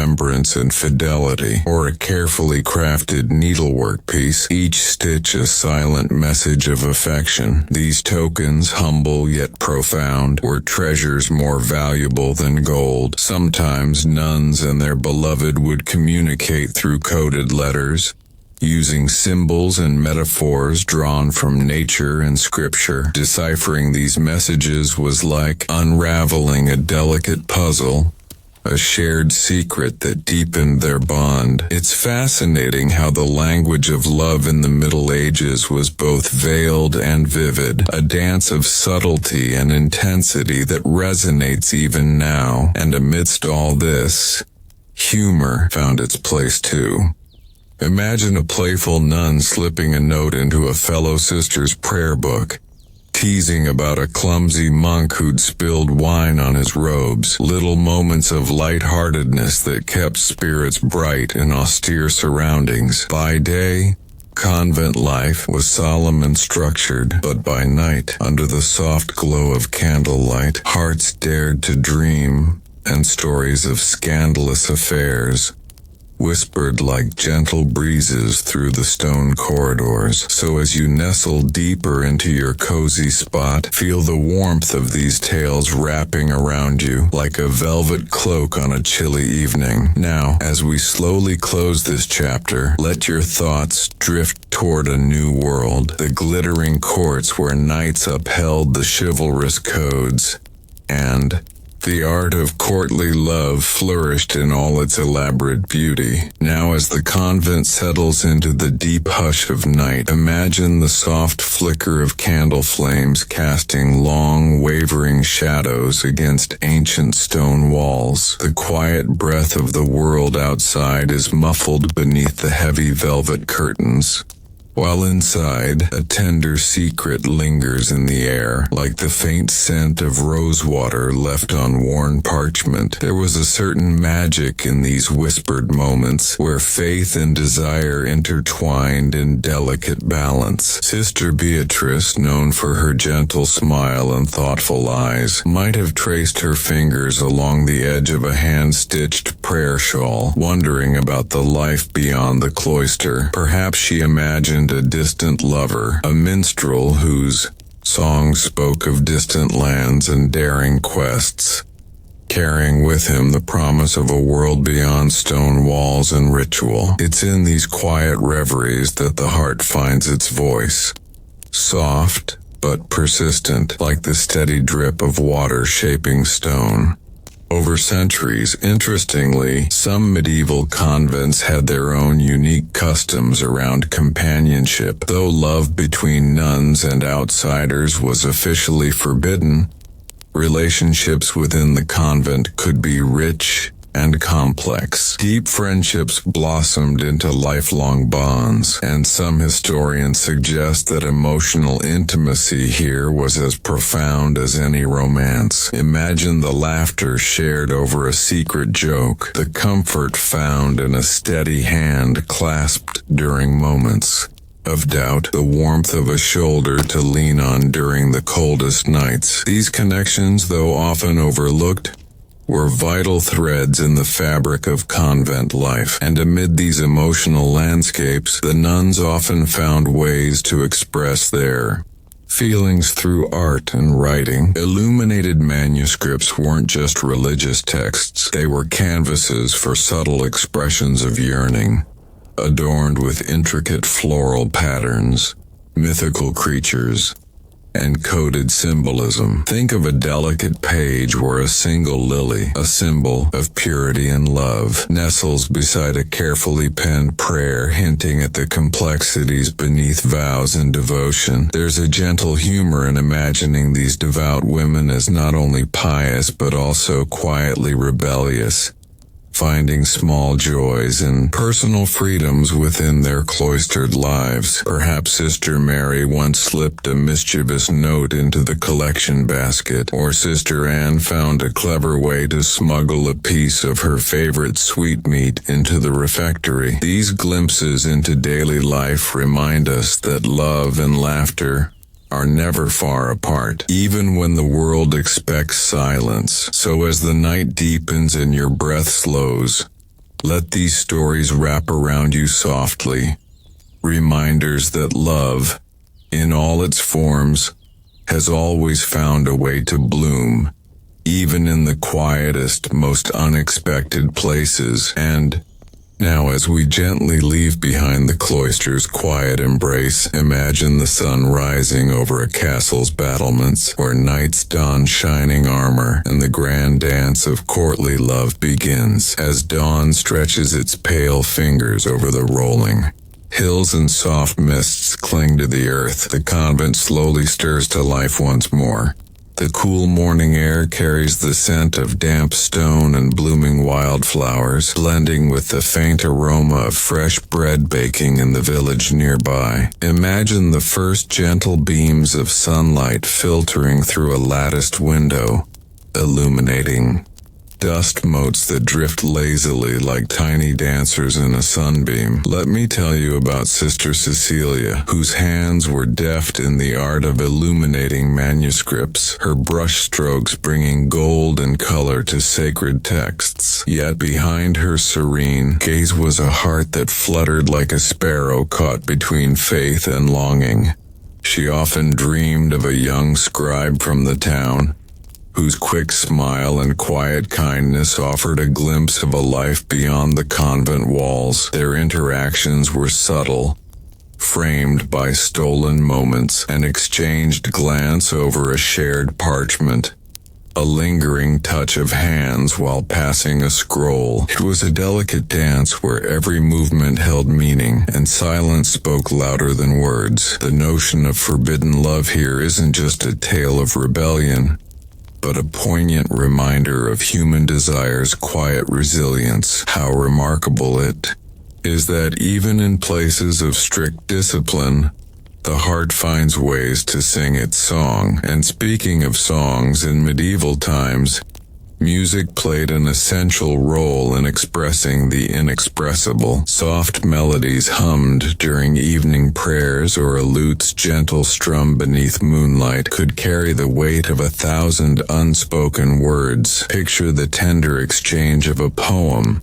its verses cloaked in allegory, praising virtues and weaving metaphors of nature, where a rose might symbolize both purity and passion. In fact, it was customary in some convents to compose love poems as spiritual allegories, blurring the lines between sacred devotion and human affection. These layers of meaning made the poetry a secret language, a refuge for feelings too complex to say aloud. And what about the everyday comforts? Imagine Sister Cecilia savoring a rare treat, A honey-sweetened almond cake, fragrant with cinnamon, its warmth spreading through her fingers as she bites into the crumb. It's a small joy, like a medieval Pop-Tart, bringing a fleeting sweetness to a life often marked by austerity. Through these quiet pleasures, nuns found moments of peace and happiness, tiny sparks that brightened their days and fueled their hopes. It makes you wonder how many such stories, filled with gentle laughter and tender yearnings, have slipped quietly through the cracks of history, waiting to be discovered.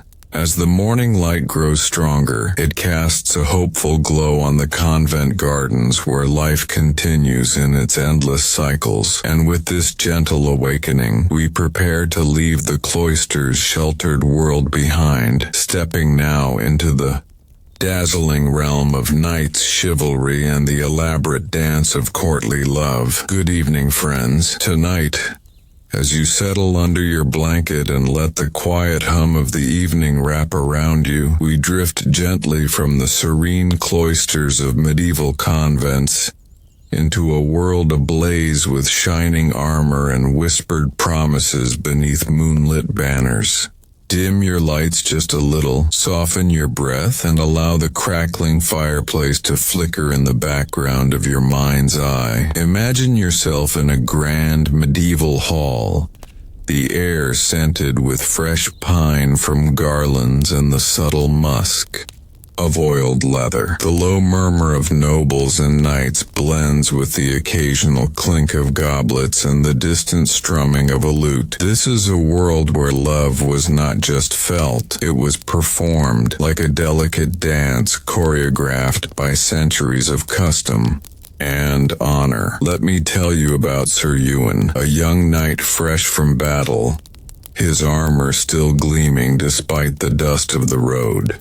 His heart, however, was not hardened by war, but softened by the rules of courtly love, a code so intricate it might seem almost like a medieval etiquette class, only with more poetry and far fewer pop quizzes. Courtly love was a curious thing. It was as if knights and ladies were playing an elaborate game, with secret signals, carefully chosen words, and the art of respectful admiration elevated to a near religious ritual. Imagine a knight dedicating a sonnet to his lady, not expecting possession or promise, but simply to honor her beauty and virtue from afar. It's like the closest thing to a medieval hot pocket, a warm, carefully wrapped gift of affection, meant to be savored slowly and respectfully, never rushed or devoured in haste. And here's a fun surprise. Much of this courtly love was deliberately non-physical, a kind of love lived in longing and admiration rather than touch. It was all about restraint and yearning, which might sound a bit like waiting for your favorite show to drop the next season, but with more tunics and fewer streaming services. You might wonder, why such an elaborate dance?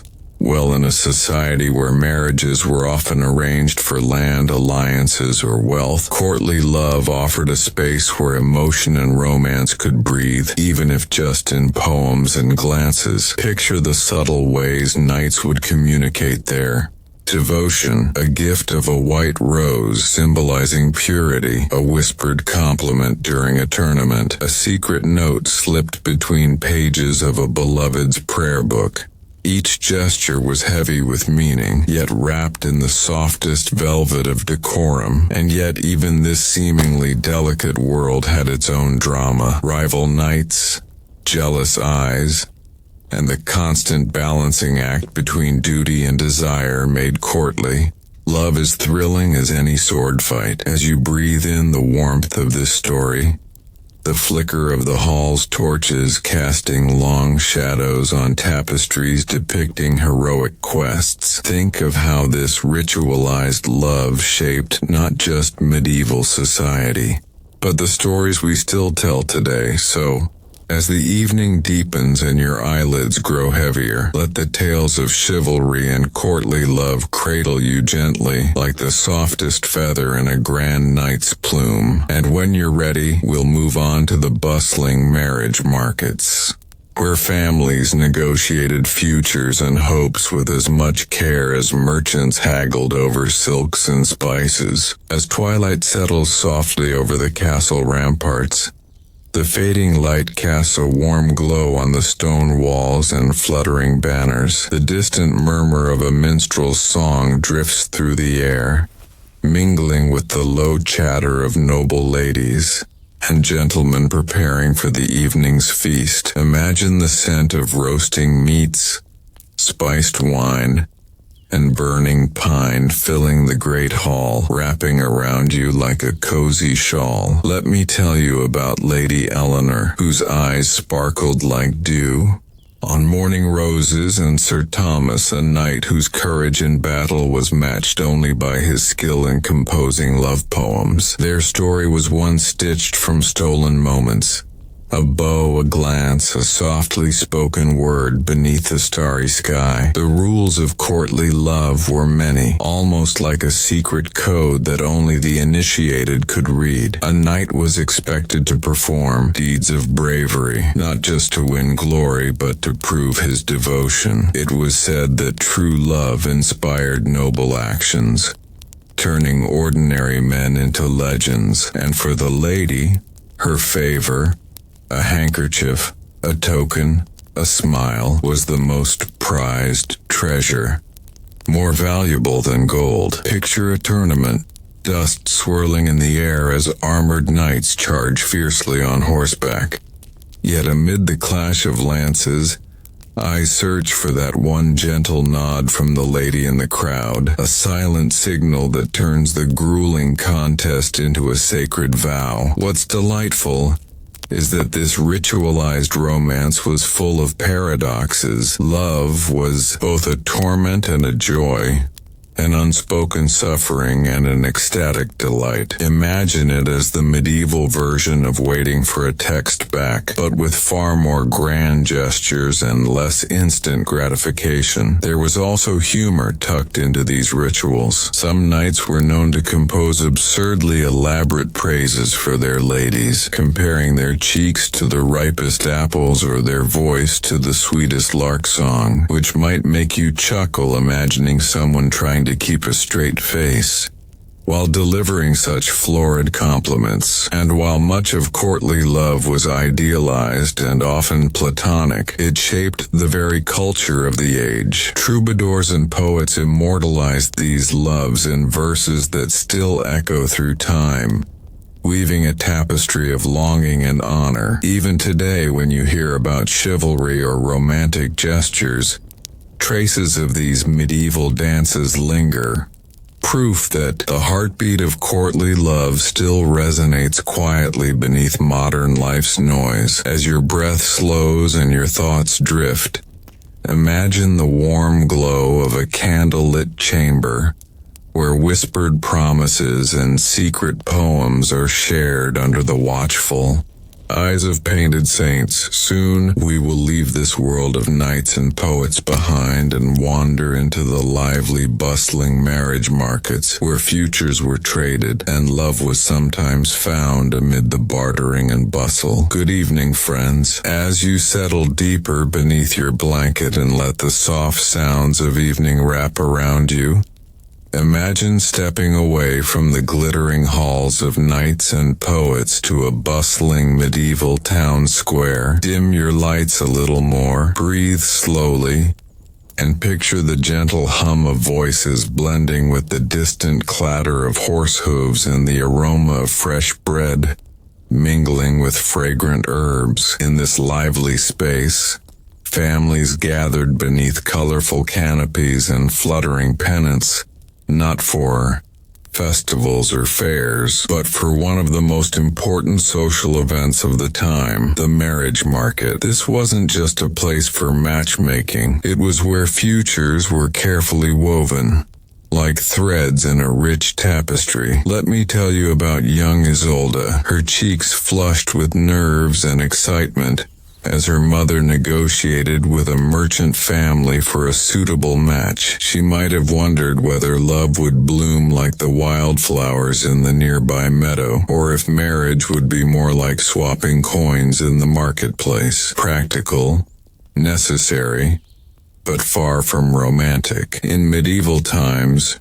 marriage was often less about personal choice and more about alliances, property, and survival. Families weighed prospects with the same care that a trader might appraise fine wool or precious spices. Imagine the delicate balancing act, honoring tradition, securing wealth, and hoping that somewhere within this careful arrangement, genuine affection might take root. Interestingly, in some regions, these marriage markets were lively affairs, with music, dancing, and even humor to lighten the serious business. Matchmakers, often witty and sharp, would broker deals while sprinkling conversations with clever jests and hopeful encouragements. It's a bit like a medieval version of online dating, but instead of swiping left or right, there were negotiations over dowries, land rights, and social standing. And unlike our instant messages, these arrangements could take months or even years to finalize. Imagine the sounds of merchants calling out prices, children laughing, and the soft rustle of fine fabrics as hopeful brides and dashing grooms paraded through the square.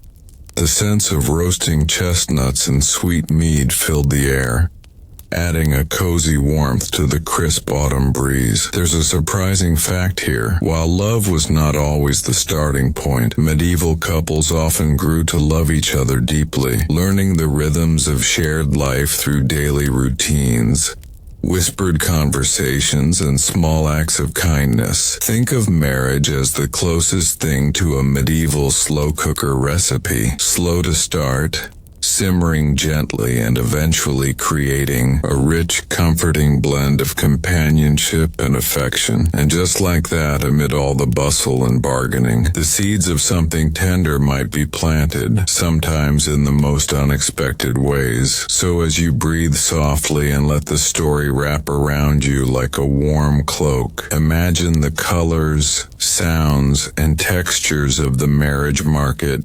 fading gently into the evening's calm. Now let your mind wander to the subtle art of flirting without words, a silent language of glances and gestures that carried its own quiet magic. Good evening, friends. As you nestle into your blankets and the world grows hushed around you, imagine yourself in a twilight garden where the scent of blooming lavender mingles with the cool evening breeze. Dim your lights gently, breathe in slowly, and picture the soft glow of lanterns flickering in the distance, their light dancing on ivy-covered walls. Let me tell you about the delicate art of medieval flirting, a dance so subtle it relied less on spoken words and more on quiet glances, gentle touches, and secret signs.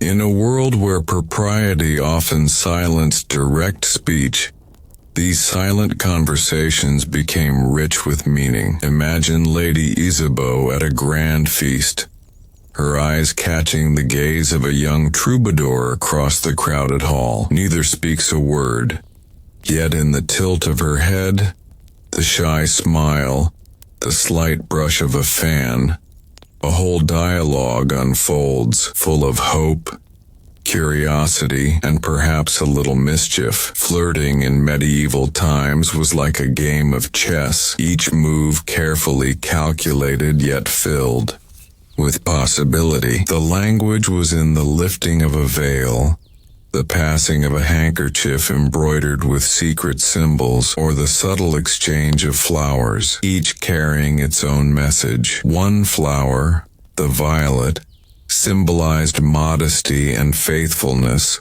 while the red carnation, whispered of love and admiration. Receiving such a gift was like receiving a private poem, rich with emotion yet wrapped in layers of discretion. There's a charm in imagining these quiet moments, like the medieval equivalent of a text emoji or a wink. Small, simple, but heavy, with intention. And here's a little-known fact.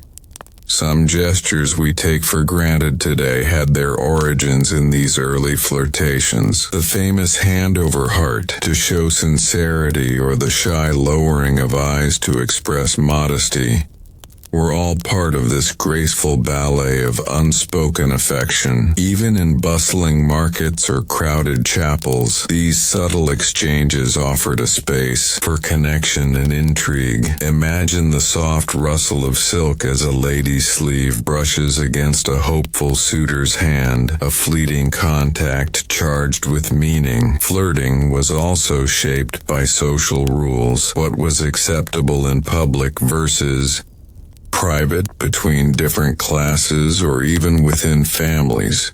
This made the silent language even richer, as lovers had to read between the lines, interpreting the tiniest of signs. It was a world where patience was a virtue and anticipation its own sweet reward, much like waiting for the next chapter of your favorite book to unfold. So, as your eyes grow heavy and your breath deepens, let these quiet, delicate moments of medieval flirtation lull you toward peaceful dreams.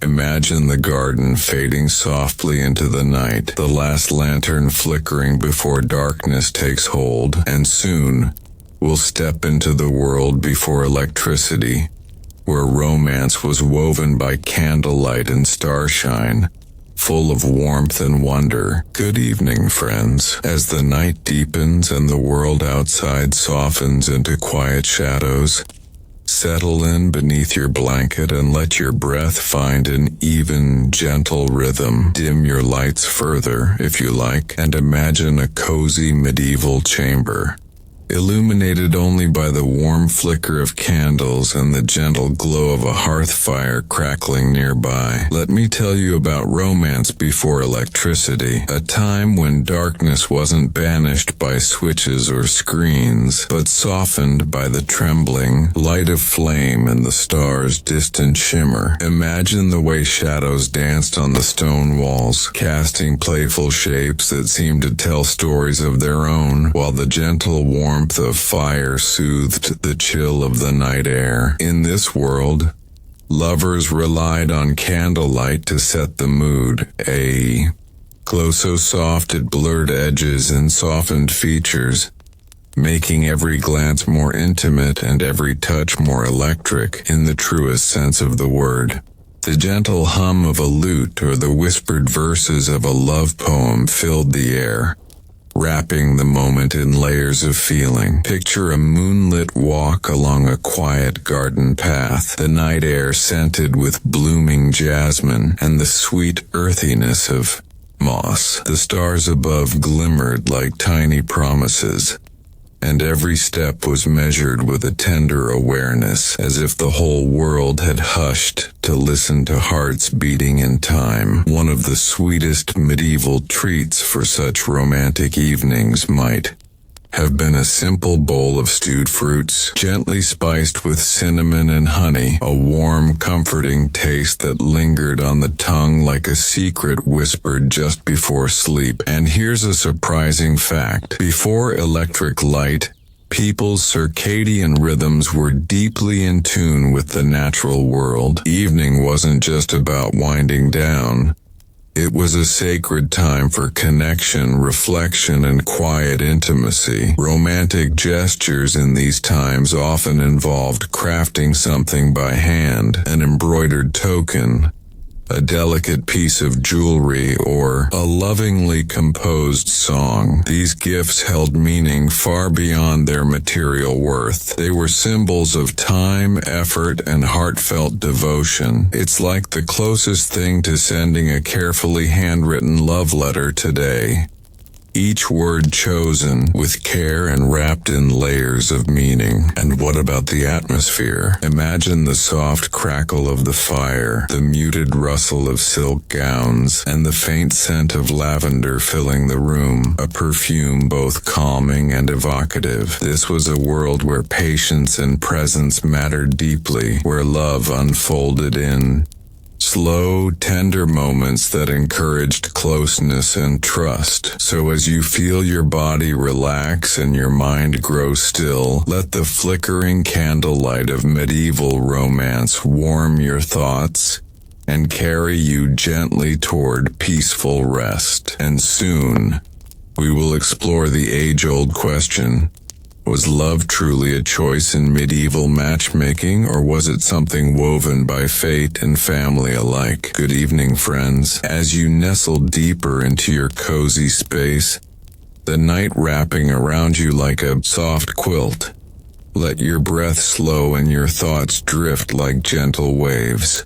Dim your lights a little more and picture a quiet medieval village beneath a sky dusted with stars, where the soft sounds of crickets and distant owls mingle with the whisper of the breeze. Let me tell you about the delicate balance between choice and duty in medieval matchmaking, a dance between personal desire and the expectations of family, faith, and society. Imagine a young woman named Marjorie sitting by her window, the faint glow of a lantern painting her face with gentle light, wondering if love was something she could steer or merely a path laid out for her. In those times, marriage was rarely just about two hearts meeting. It was a transaction as much as a union, where alliances were forged, properties secured, and futures ensured. Families often held the reins tightly, weaving their children's destinies with threads of strategy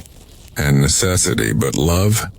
Love was the wild card, the unpredictable spark that sometimes leapt between two souls amid all the plans and negotiations. It was not always invited, but when it came, it could turn the whole story on its head. Think of it like a medieval game of chess where the players might prefer one move, but fate often had its own strategy. Sometimes young couples found affection blossoming slowly, like spring buds pushing through the frost. Shared smiles, stolen moments in the garden, a hand gently resting on another's during church. These were the beginnings of a love that grew quietly, nurtured by respect and time. And sometimes love was whispered in secret letters, hidden beneath floorboards or tucked inside prayer books, a delicate rebellion against the strict rules of matchmaking. It's fascinating to note that despite the constraints, many medieval marriages were marked by genuine partnership, companionship, and mutual support. After all, in a world often harsh and uncertain, having a trusted partner was a source of comfort and strength. Imagine the soft crackle of a fire as Marjorie and her chosen one share stories late into the night, their laughter mingling with the steady rhythm of the flames. So was love truly a choice? Was love truly perhaps not always at the start, but love had a way of finding its way into even the most carefully planned matches, like a gentle river carving new paths through ancient stone. As you let your thoughts settle into this tender reflection, may you feel the peace of knowing that love in all its forms is a timeless and patient companion. And now, as our journey comes to a close, may these stories and whispers of the past guide you into the softest, sweetest dreams. If you drifted off, let me know below. Sweet dreams, dear friends. Good night. Whispered softly. Tonight, we'll drift into a world softly lit by flickering candles and the quiet murmur of whispered secrets. Settle under your blanket. Feel the gentle weight of the night folding around you like a velvet cloak. Dim your lights just a little and let your breath slow as you imagine stepping through the heavy wooden doors of a medieval convent. A place both serene and surprisingly full of hidden stories. Let me tell you about the lives of nuns in the Middle Ages, who lived behind thick stone walls, surrounded by gardens heavy with the scent of herbs and wildflowers. Their days were marked by prayers and chores, but also by very human desires and sometimes scandalous affairs that history has only just begun to uncover. Imagine the soft hum of chanting filling the air, mixing with the faint rustle of habit robes and the steady tapping of quills on parchment. The convent was a world apart, a sanctuary from the clamor of towns and fields, yet beneath its quiet surface, hearts beat with all the warmth and longing of any other. Sister Agnes, for instance, was known for her gentle smile and quick wit, but behind those calm eyes, a secret fluttered. A stolen glance exchanged with a young gardener, whose laughter was like sunlight breaking through a cloudy day. In a time when love was often confined by rules far stricter than today, these hidden moments were precious. They were like secret blooms pushing through cracks in ancient stone. And here's a little surprise. While convents might seem like places of only solemn vows, some nuns did write passionate poetry or engage in playful, sometimes risky friendships that stirred whispers among the townsfolk. As you feel your eyelids grow heavy, picture the candlelight casting soft shadows on the stone walls, the distant toll of a bell marking the passage of another peaceful hour.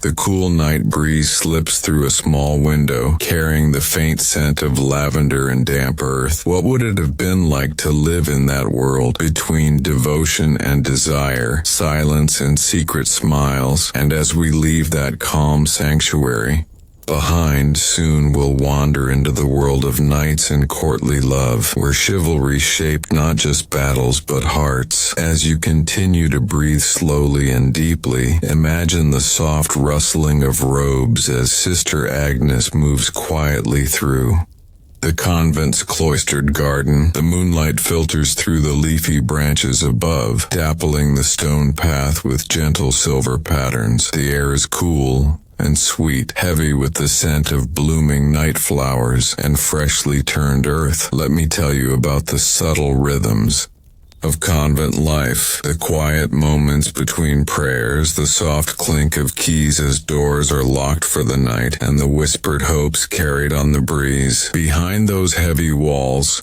nuns like Agnes lived lives filled with discipline, but also with very real human emotions. Curiosity, affection, and even rebellion. There was an unspoken tension in the air sometimes, a delicate balance between the vows taken and the desires that stirred beneath. Imagine Agnes's heart fluttering as she glimpses Thomas the gardener, tending the herb beds, his hands gentle and sure. Their eyes meet briefly, a secret language conveyed in a simple look. It's a tiny spark, a stolen moment charged with possibility. Did she feel guilt? Perhaps, or maybe a quiet joy like finding a single bright star in a cloudy night sky.